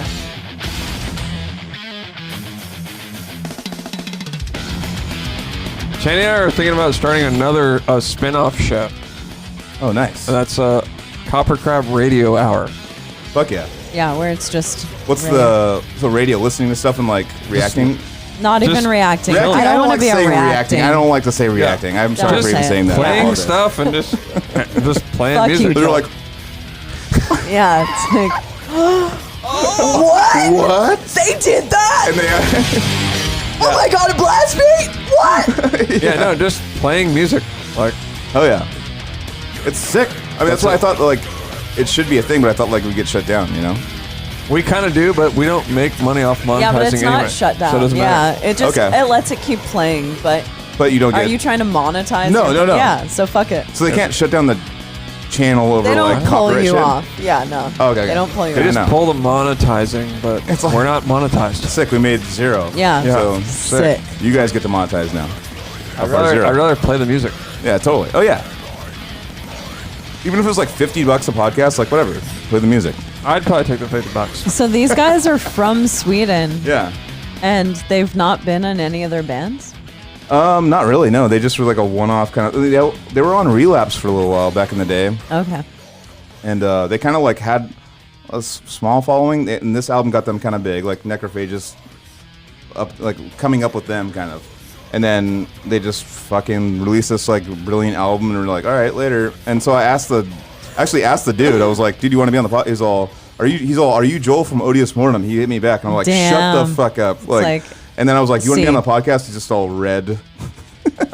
Never responded. Have seen. Well, I mean, this is from 2012, so he might have been out of the game for. I think it might be before that. But. So Relapse. Like what has Relapse signed lately that's like in the like I don't know. I know King Woman is on Relapse, which I love, but Relapse is King still Woman a is totally like I had no idea it was still a label. Yeah. Like is it Eric a I label? think Fetus. Isn't Fetus? No, Fetus is on Nuclear Blast. Okay. Yeah. I feel like Nuclear Blast and Metal Blade are like the two big ones. And there's Century Media under that, and there's like I don't think Eric's a label anymore. I think then Relapse under that. And dude, I think Eric might be a label. Really? Look it up. Look it up. Look Is it up. Eric a label? Let's see. Eric, I think they might be. They had like some definitely stuff. a label. Deicide and they had like a bunch of like big bands. Eric, I think like Oceano was on Eric. Like they were getting some newer up and coming bands. It's okay. That's how we know it's the real Eric. Yeah. That's like Slim stringing a YOLO club kind of. Blackberries, Buck Cherry. Buck Cherry's on Eric. This is how Chuck we know Berry. that Eric has gone. How about Fuck It? Dude, fuck it. Fuck it and Gizmo. Misfits? Misfits? Love and Death. Oh, dude, that's Head. Or that's like. Oh, it's Head. Yeah. That's post-meth Head. Yeah. Skindred, okay. Oh, okay. Rival Got the new Sons, metal. I've heard of them. Yeah. How about Dude, the Dust Coda? That's Mike Portnoy's son's band. Whoa, they have like bands. A lot of bands. White Buff. Hello. And Wormrot. Not very many bands. Dude, Wormrot, their vocalist is a fucking sick black work artist, like dot work artist. The dot work artist, yeah. He's great. Oh yeah. I follow him. Not on that the many internet. bands though. To be fair, They're very specific. There's it's like 8. It goes artists. from Buck Cherry to like Gut Rot. Yeah. How did that happen? That's a weird. How about Massive Wagons? How big are your wagons, man? How bummed are you they're massive. Yeah, you didn't come up with that name. How bummed are you guys? Let's check out Massive Wagons was That's actually Massive our Wagons. second pick to Entheos.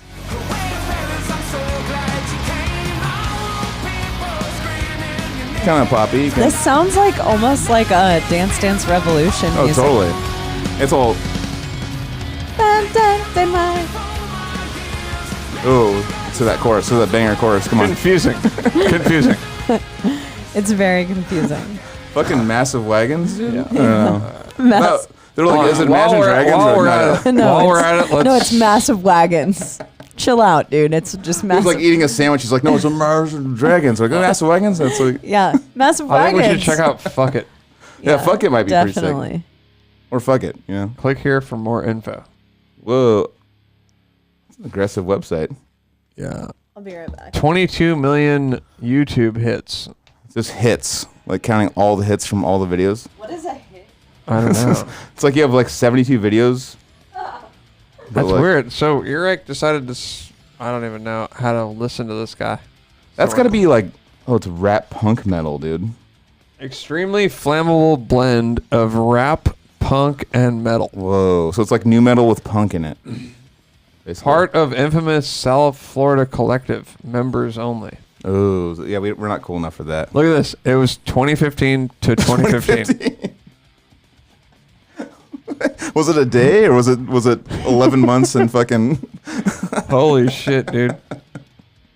Oh my god. Influences include Disturbed, Earl's Sweatshirt. I don't know who that is. Slipknot. All right, we need to check this guy You out. can't just bit my butt. Let's get this guy going. Yeah, he's going to probably get after you. Tomorrow is what's it called? It's a Korn and Slipknot. Or I'm sorry, a System of a Down. At Trevor's going. Damn. He's kind of like I saw that. Oh, that's a rough. Monday is a rough show. I know Monday. No, I'm not doing it. Monday shows are too rough. Yeah.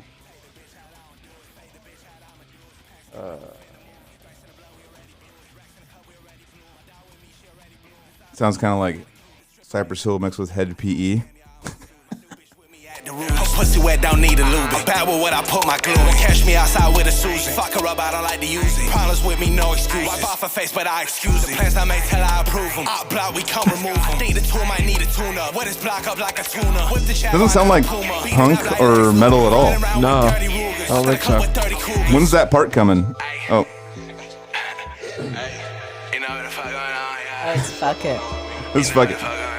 It's punk, metal, and hip hop. But it's only hip hop so far. Influences include. I think this is more Earl Sweatshirt.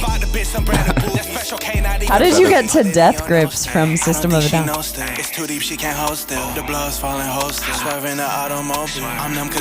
This video is kind of cool though. It's cool. A little twisty. Yeah. It's a little pukey.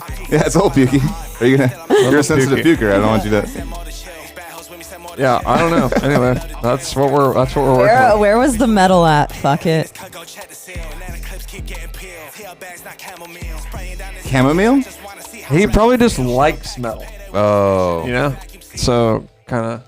So that's your new thing now. You can Like put on your Slayer and Metallica. Yeah, you can on your album. You can put like just what you like. Like for fans I'm into metal. Yeah, it's like for fans of Lady Gaga, Spawn of Possession.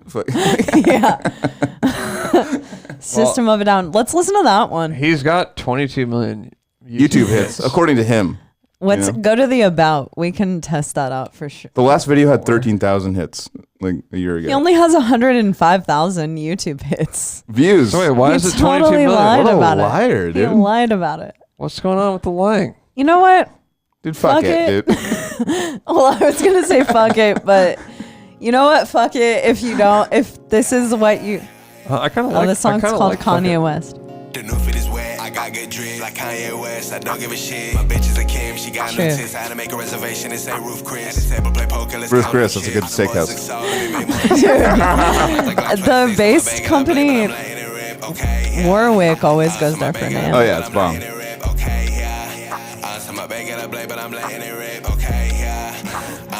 All you have to do, I wish this is all you had to do for a metal video is smoke a blunt. Yeah. Just like smoke a blunt, like add an effect where like things get weird for a second. Yeah. Like throw some white noise in there a little bit, and like boom, it's art. Just say the song. Oh, Resting in Piss. That's Love the Lynch Yeah. reference. Right. He does like metal. He does. Small horns. He doesn't came on his buy. chest? Yeah, he doesn't buy Plan B, so he came on her chest. Oh, it's her chest. It doesn't matter. Whatever you're into, it's fine. He's getting checks. Is all that matters. That he rhymed with checks. $12 checks. Getting $12 He's checks. getting those $12 sticky. Hey, Getting those $12 $12 checks are no joke, dude. How many of those have you gotten, Joel? Oh man, I think they get like through an intermediary, and then they go down to me. I don't get the actual check. You know? like it gets like You handed get the down. $3.75. Yeah. Whoever Odious is, Odious gets $12 checks. Oh, dude, they're buy me like a fucking slice of pizza and shit. Like we're square. Like after like years. That's kind of legit. Kind of legit. If that is what you make out of death metal, just a slice of pizza, one slice. just one whole pizza. Yeah. You know? Dude, just get out of I here with mean- the one whole one. Jesus, Yeah. those No are one has politics. ever- Save it up and be like, hey, we're gonna have one pizza. It's my whole touring career. Yeah. For a pizza. It's like him, dude. He has 20 million views. Like he got like he actually got one slice, but he's saying he has the whole pizza. I think he's full of shit. We didn't see 20 million views on his We channel. saw No, we like didn't. Yeah, We there's counted. no way unless he has like 20 million videos. Well, no. It said on his channel how many views he had. Yeah, it's a it was liar, 100,000 or something like that. No, it was. He has 1 billion views. It was 105,000. 100,000. It was 14K when I saw it. I don't know. Looked about 14K to me. No. Right? Go to his full channel. You got About 105. 105 views. Views. Yeah, that's not 22 How many million. views does KoperCrabb Podcast have? Go and look at that. That's how I'm gonna get these fakes. Oh, you guys might be crushing this fool. I don't think so. But this is how we're gonna get these fakes out of here, though. And then you could say like, if you have more, then you have to say like, do we have 22 million views on? Yeah. It's like in dog ear views. Like, all right, we have 500 million views. We have 57,000. We have over half of what Fuck It has. You have all the YouTube views. It's like, yeah. So we're, killing it. But we did a good job. We're not online bragging about 100 million views or whatever. I know, that's insane. Yeah, I'm actually surprised. Like we should call him out. Like, fuck it, dude. Yeah, let's call him. Dude, let's call him right now. Yeah. Fucking, you don't have to like lie to kick it. All right, we're actually at 3:20. Yeah. We're done. We should probably call it. I'm starting to like slur and stuff. Yeah. All right. Well. All right. No one's left. Joel, thanks for coming over. We might have you one more time if you're lucky before we leave. We might fly you out to Nashville because KoperCrabb Podcast has gotten so popular. Dude, multiple locations. Love it. Thank you guys. Love you, we bro. love you, Joel. Thanks for coming, bro. Keep it real, bro. This is the KoperCrabb Podcast.